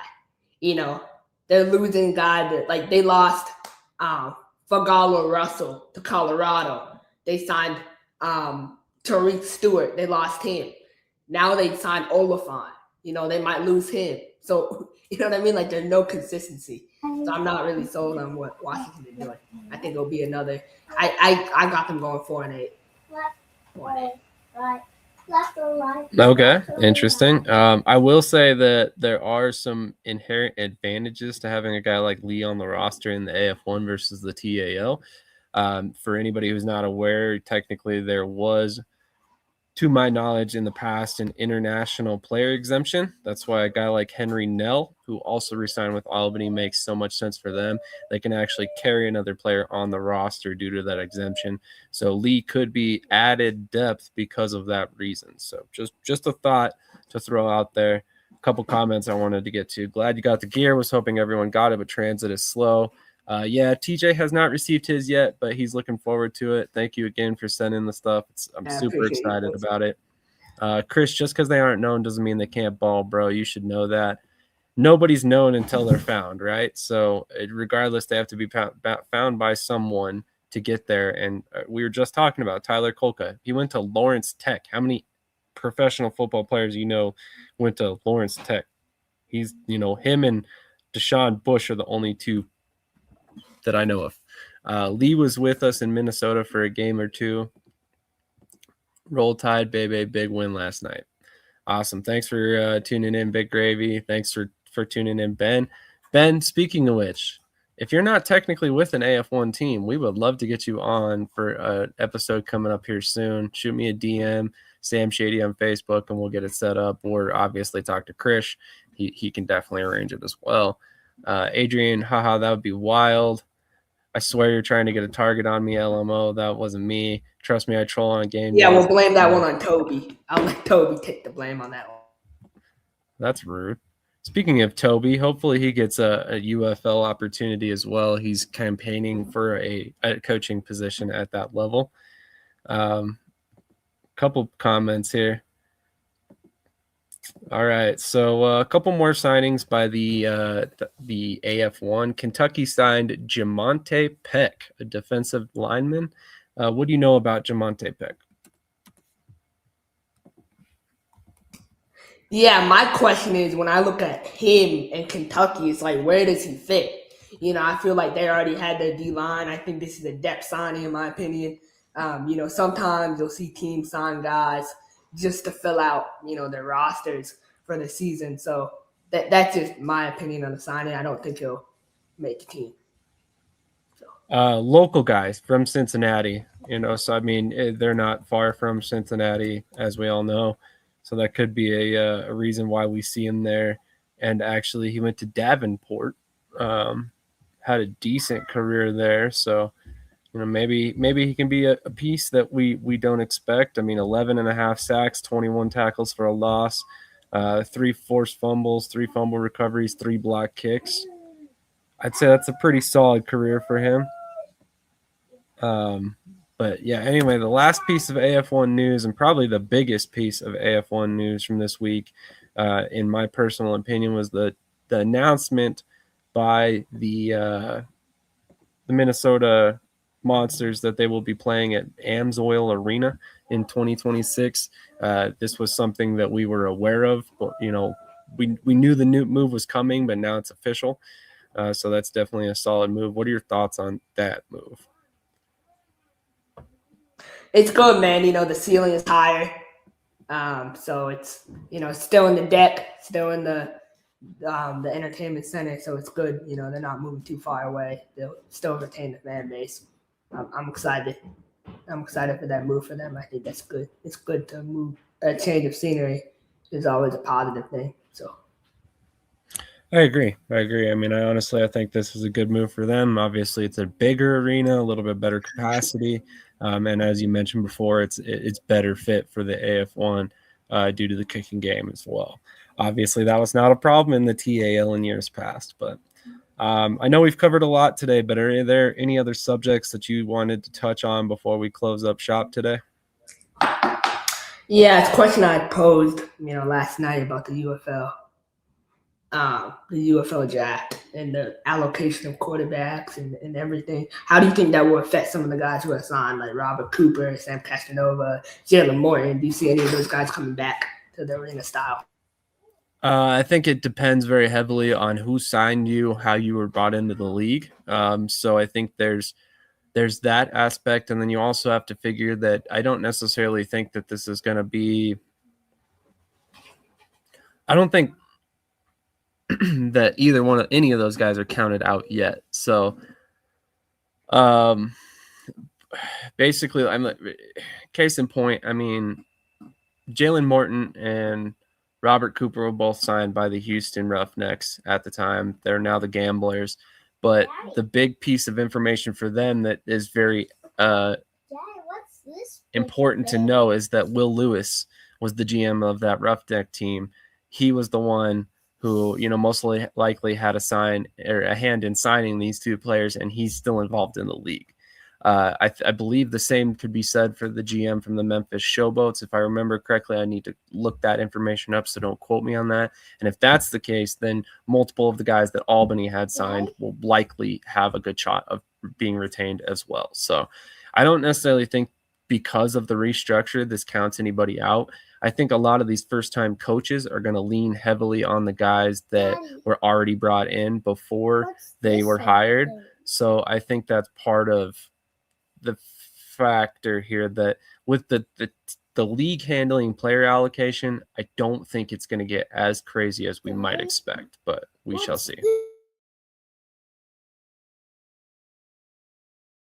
I would agree with you too. I think you obviously look at the opportunity that guys have, and it's just kind of how you're viewed. If the management, like Will Lewis, he's a scout for the UFL now. So whatever team he's a scout for, I could see him bringing in guys who he signed previously. The thing I do want to bring up though, it's it's all about system fit. Is Sam Castanova going to get in over an NFL cut? Never, right? They're going to take the NFL cut over him. So I just hope the UFL still allows, at least I want all the Albany guys to have a fair opportunity to go in and compete, right? That's my biggest thing. I want Jalen Morton to have a fair opportunity to go through camp and compete. That's the biggest thing. And that's my thing as well. And I think these guys are going to get that opportunity. And maybe I'm wrong. Maybe some of these guys get left out of the league because of the potential draft situation. But we also don't know that's accurate, Brett. Okay, so I'm not calling anybody out or saying that it's not accurate. All I'm saying is the league has not announced that. So we don't know if that information is 100% accurate yet. I don't, for sure. So with that in mind, do I think they're probably going to trend towards a large restructure due to the coaching situation? Yes, I do. When 6 of your 8 head coaches are gone, chances are it's going to lead to a rather large roster restructure. However, at the same time, I think they need to consider that a lot of these guys have built up fan bases within their particular cities. So if you continue to do these restructures year over year over year, just because you think it's best for the league, you're actually killing all the stuff that you've built to that point in that market. So, for instance, there's Travis Feeney is a linebacker who's on the Battlehawks. He's very active on social media. He has a ton of engagement. And now he potentially is going into a draft not knowing where he's going to play next season, despite the fact that he's got, a large following there. So Jamar Smith, he's been with Birmingham this entire time. Now the coach that brought him there is no longer there. So does he come back? So there's a lot of questions. And I think some of these changes are meant to push out some of the older players that have been in the league as well. So it's going to be an interesting situation. It will affect arena football one way or another, whether you like it or not. But I think that I don't think that any of these guys are counted out yet. I know personally, some of my guys have been told, if they're over 30, if you're 30 and over, the UFL is not interested in you. And so that's why, the IFL and leagues like that have the 24 to 27, that range of player age. That's your prime. After that, you're kind of just, you're older. And that's why, no shot at the NAL or disrespect to them. It's just they're saying, I don't see a lot of NAL players that are able to move up just because of age. There's only a couple players I've identified in the NAL, that I believe could move up. One of them being Bissett Woodley in Colorado. He's 24 years old. I think he's a prime candidate in the next 1 to 2 years to really take that jump. Bissett Woodley can play in the UFL. Unfortunately, Stephen Newbold in Colorado, he might be too old at this point. He's 29, about to be 30. So it's all age related, So It is. and that's a good thing though. Like a team like Omaha, like they don't need to worry about losing a guy to the UFL because no one is going to be signed by the UFL, from the team. It's not a bad thing. That could be a good thing too. Could be. You don't have to redo your roster multiple times. Yeah, I can bet you 100% Southwest Kansas won't send anyone up this year. No. Actually, I'm going to bet that 100%. They're not going to send anyone to UFL or CFL this year. Okay. Interesting. You make a lot of bold bets, my friend. What's the bet on this one? You're going to shave your head for the 47th time? No, I'm just betting that. Like I'm putting that in the air. Southwest Kansas won't. I'll actually do a bet. I'll do a double bet. So Southwest Kansas and Omaha won't send a single guy to UFL or CFL. That's just not. I do much research. I need to. They're sending guys to unemployment line. They have a better chance of doing that than sending guys to UFL or CFL. Like that's just not happening, man. Both claims. It's been a rough offseason for Southwest. Here we go again. Pile on. You sure you don't want to say anything about Pueblo while we're here? I mean, there's still time. No, I mean, look, I've been critical of them. I love the quarterback signing, but I'm starting to believe. There's something there. I really am, and I think if they are careful with how they spend money, they can be a good team. They have the money to spend. Spend it in the right areas. Pay the right guys. Pay the line. Pay the D line. Get it. They have a good linebacker. They pay the linebacker. So if they pay guys at the right spot, you never know, man. I've seen crazier things. And I still don't think Tay and Solo will last the whole season. One of them will be gone by the end of the season, probably Solo, just because of the dynamic and how that works. But I hope not. But I've just been around this game long enough to know, like, when you see a team make moves to improve, you start to see it. So I'm starting to see that with Pueblo. For sure. It could happen. I guess we'll see. It's going to be a long season. Okay, I'll ask you this question, though, since we have some time. So IFL, if you look at the Indoor Football League, which coach do you believe is having the best free agency so far?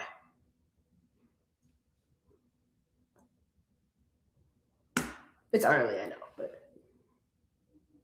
I don't think it's really early. It's just I'm trying not to say Vegas because I'm going to sound biased as I'm literally wearing one of their T-shirts, but it's hard not to say Vegas. I like a lot of the stuff that Fishers has done. I like Jacksonville's moves. They've made a lot of solid moves this offseason. Iowa's building an interesting roster. I'm not quite sure what to make of their roster yet. It's different though. It's not quite what you would expect from Iowa in past seasons. Definitely not Orlando. They're doing terrible this year. Just kidding. I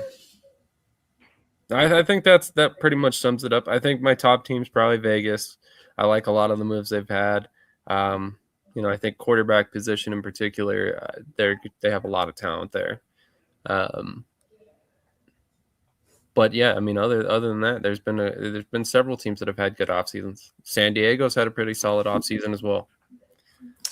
Yeah, I think the team, obviously I'm going to say Jawad and Orlando, and then I'm going to say, but Mike Davis, I mean, I've said it before. I think Mike Davis is, unfortunately, I would love a day where Mike Davis just signs semi-pro guys, and just rides out with semi-pro guys, rides out in retirement in the sunset, and we don't ever have to face Mike Davis again.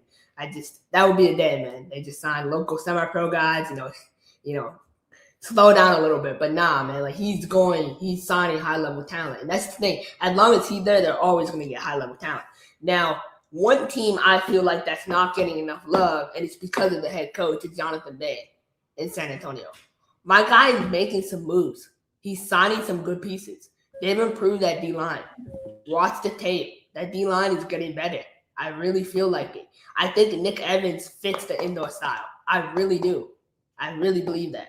I think Nick Evans, Terry Beckner, like the guys they have on that D-line, I'm liking what they're doing in San Antonio. I'm a fan. I'm a fan of what they're doing in San Antonio. They've had a good offseason as well. Honestly, I should have mentioned them because Arizona, another team, I think Naz is having a good offseason. Like, there's some team that are going to surprise a lot of people. I really feel like that, you know. But if you, I guess, we'll do it for each league then. So, like, AF1, who do you think is having the best offseason? How about we save AF1 till next week, and then we can do NAL the week after, TAL the week after, or something like You that. have to do your research. I already know mine. So, NAL. That's not even the case. It's just we've already been here for 2 hours. No, I'll list out mine, though. So, All right. NAL, real quick. I think you would have to put Omaha up there, but I like Colorado. I mean, I love what they're doing in Colorado. I'm a huge fan. I think Colorado is going to take that lead this year. But it would be Omaha, Colorado, and then Salina would be at that second spot. I think it would be a tie between Omaha and Colorado, and it would be a tie. That means Salina would be in that second spot. And then the AF1,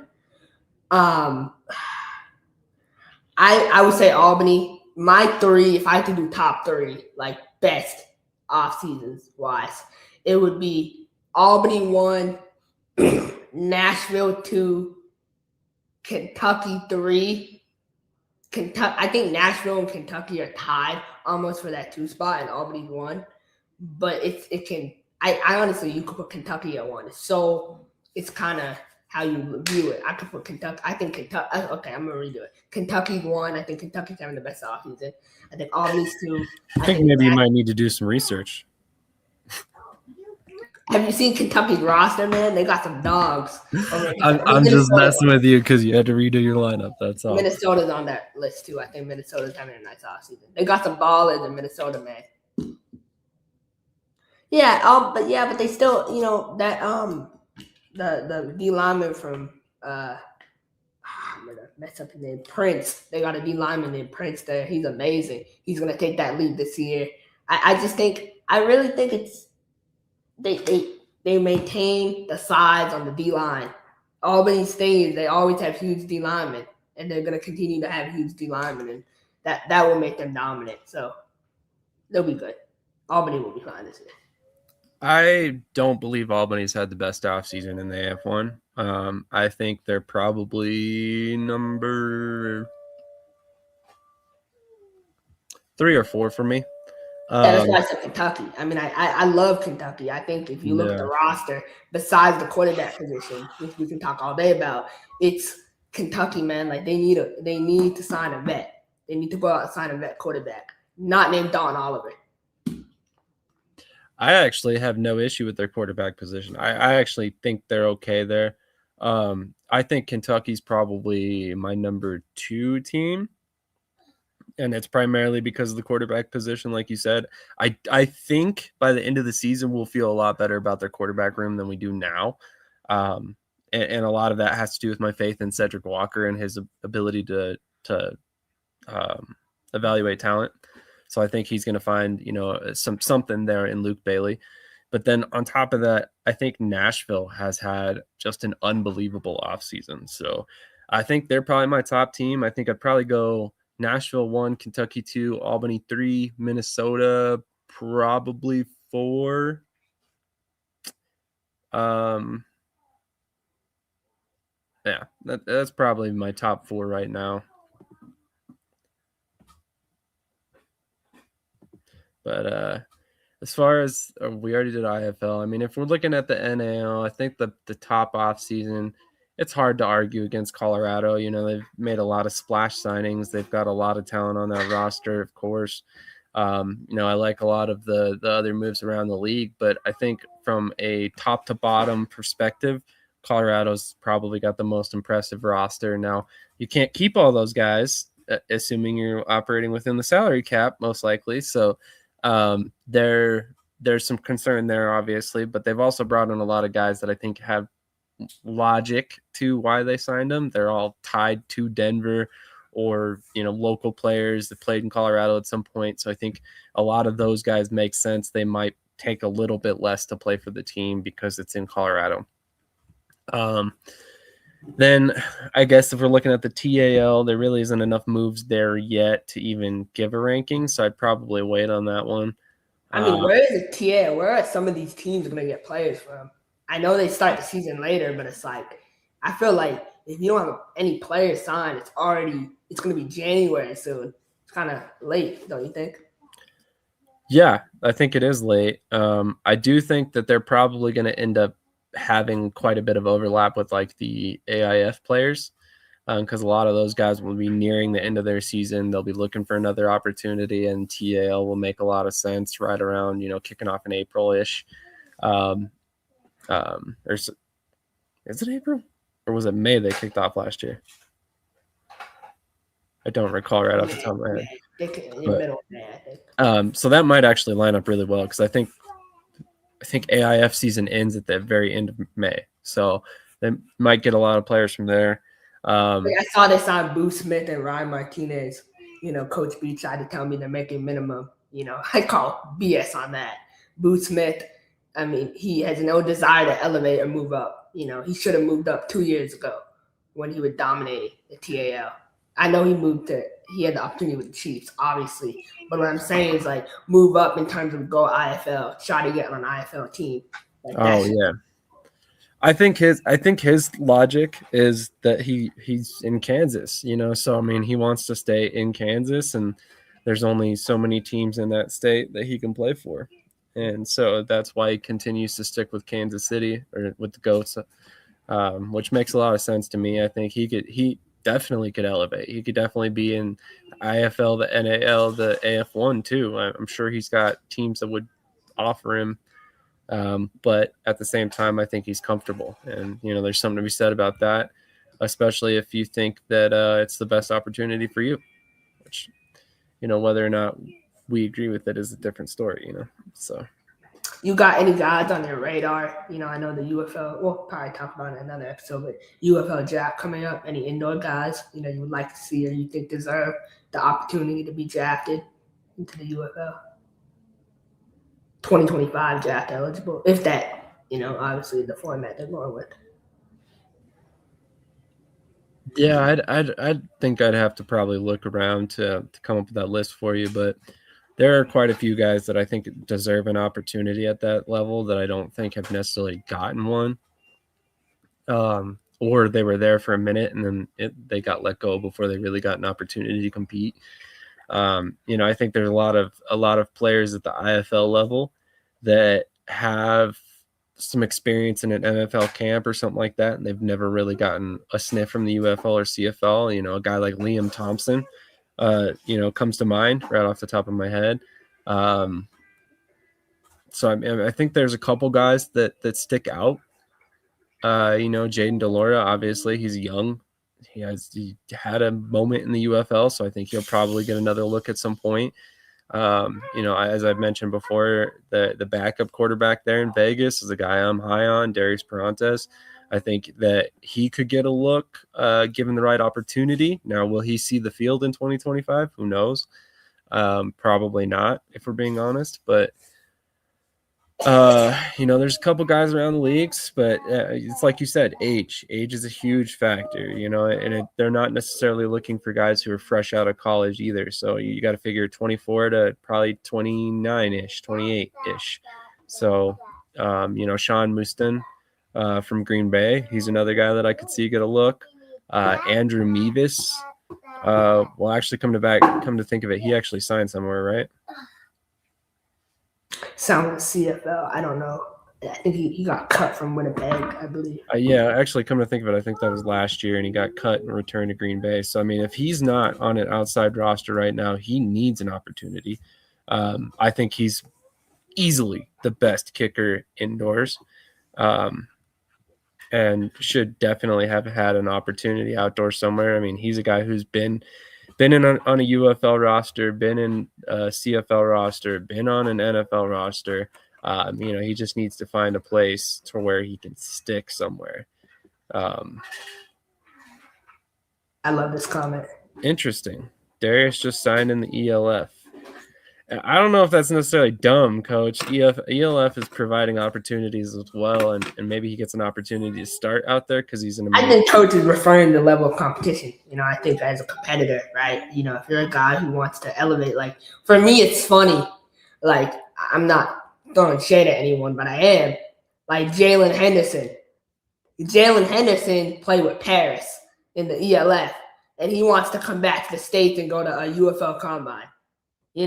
So you think you can get it in the UFL from playing against that level of competition is completely delusional.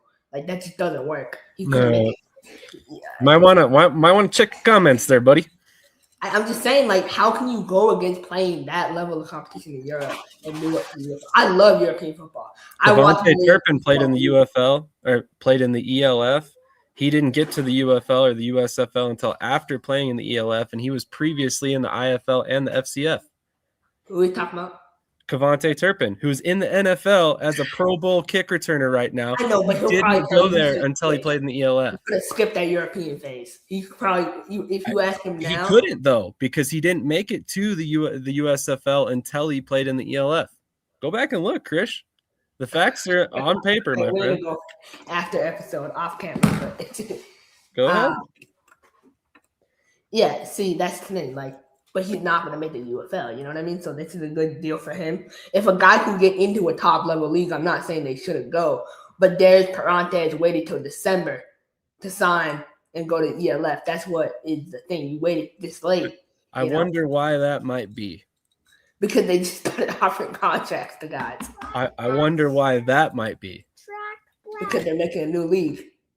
There you go. There you go. Now we're getting to the context of why things are happening in December, not September. Darius Perantez is the Nino Sport Gay Martinez guy. So, I mean, I don't know, man.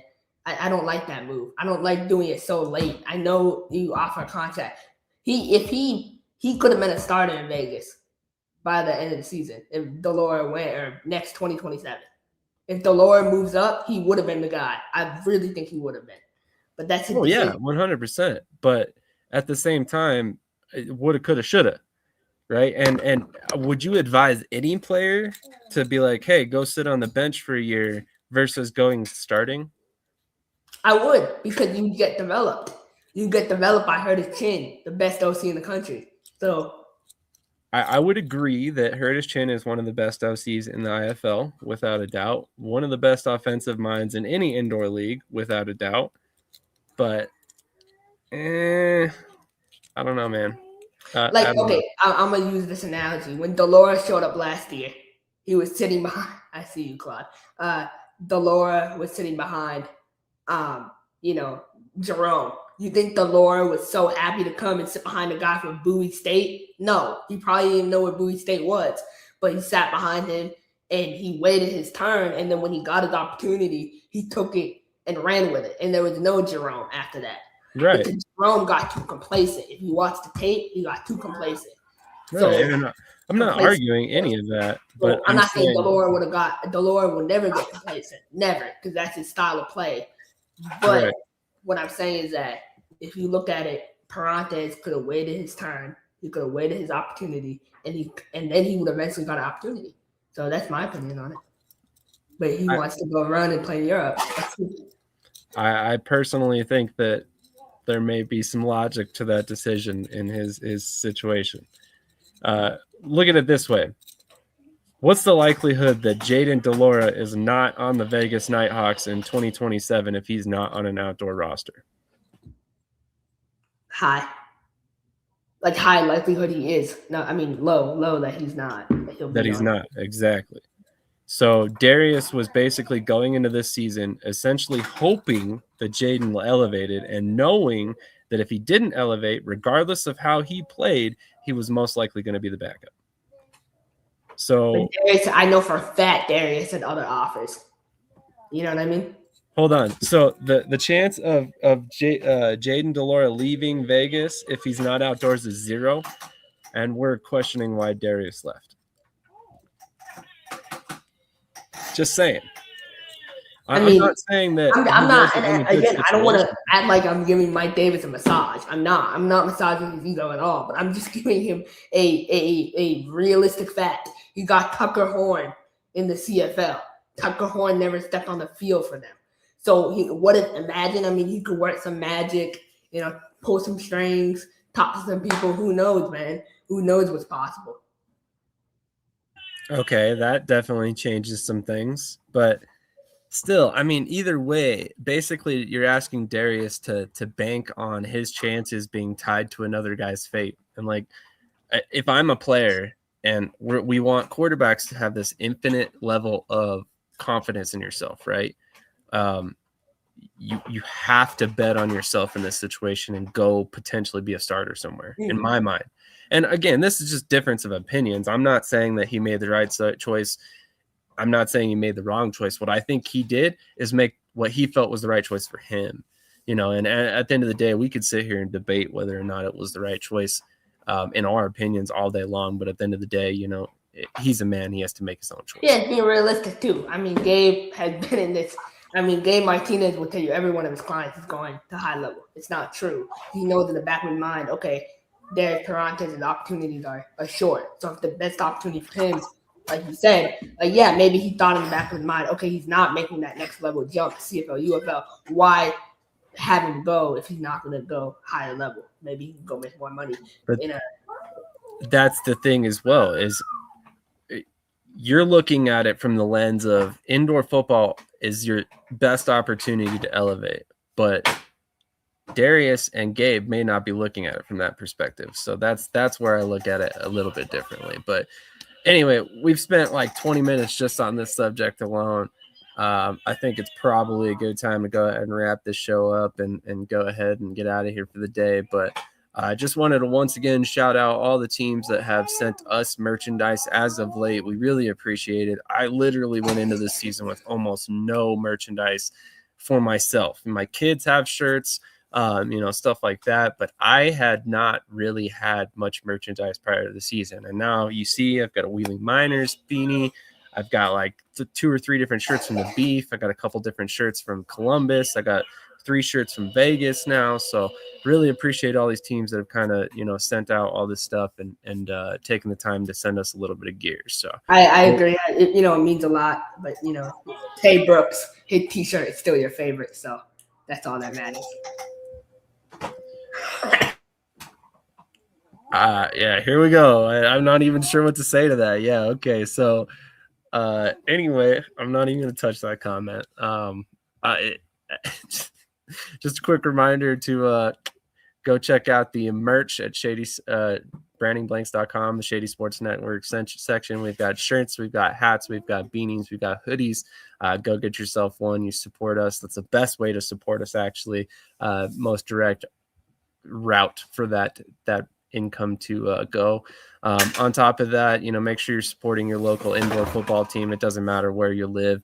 Go catch a game. Go buy some merch. Do whatever you can to support. Go out to the events and all that. Take your kids. They'll love it. I guarantee it. That's a big reason why I'm a big indoor football fan. The kids get to meet the players, all that stuff. And also, we still have Shady Sports Network stickers.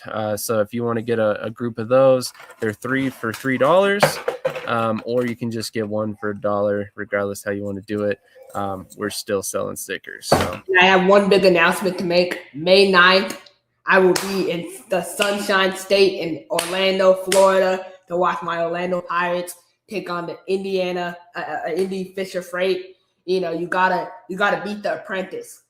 So we're gonna smoke on Dixie Woo, and then we're gonna get the Master the next week. May 18th. So I'm so excited, man. Appetizer before the dessert. So it's gonna be fun, man. It's gonna be fun. But I'm so excited to be in person in Orlando. Dixie Woo, buckle up, man. It's gonna be a long day for you. But. All right. On that note, we'll catch you guys on the next episode. Also, if you haven't done so already, scan that code up in the corner for me. Go subscribe to our other live sports channel and make sure you're catching all the content on that side. We've got some wrestling coming up. We've got some college basketball. I think we've got some racing events, some fighting events. We got a little bit of everything coming out on that channel. We will also probably have some AAL2 games this offseason, as well as hopefully some AAL games as well. So stick with us. Go subscribe there. Completely free. Also helps support Shady Sports Network in all of the facets that we do. Check out the website as well, shadysportsnetwork.com. We've got a couple of indoor football-related articles that have come out. Shout out to Matt Rizier, Arena Indoor Football History on Twitter and TikTok. Yo, what's good? Cedric the bus driver here. I don't know about you guys, but I know what I will be doing every Tuesday, Saturday, and Sunday. And Thursday nights too. I'll be over at Shady Sports Network, so catch up with me. Holla at your boy.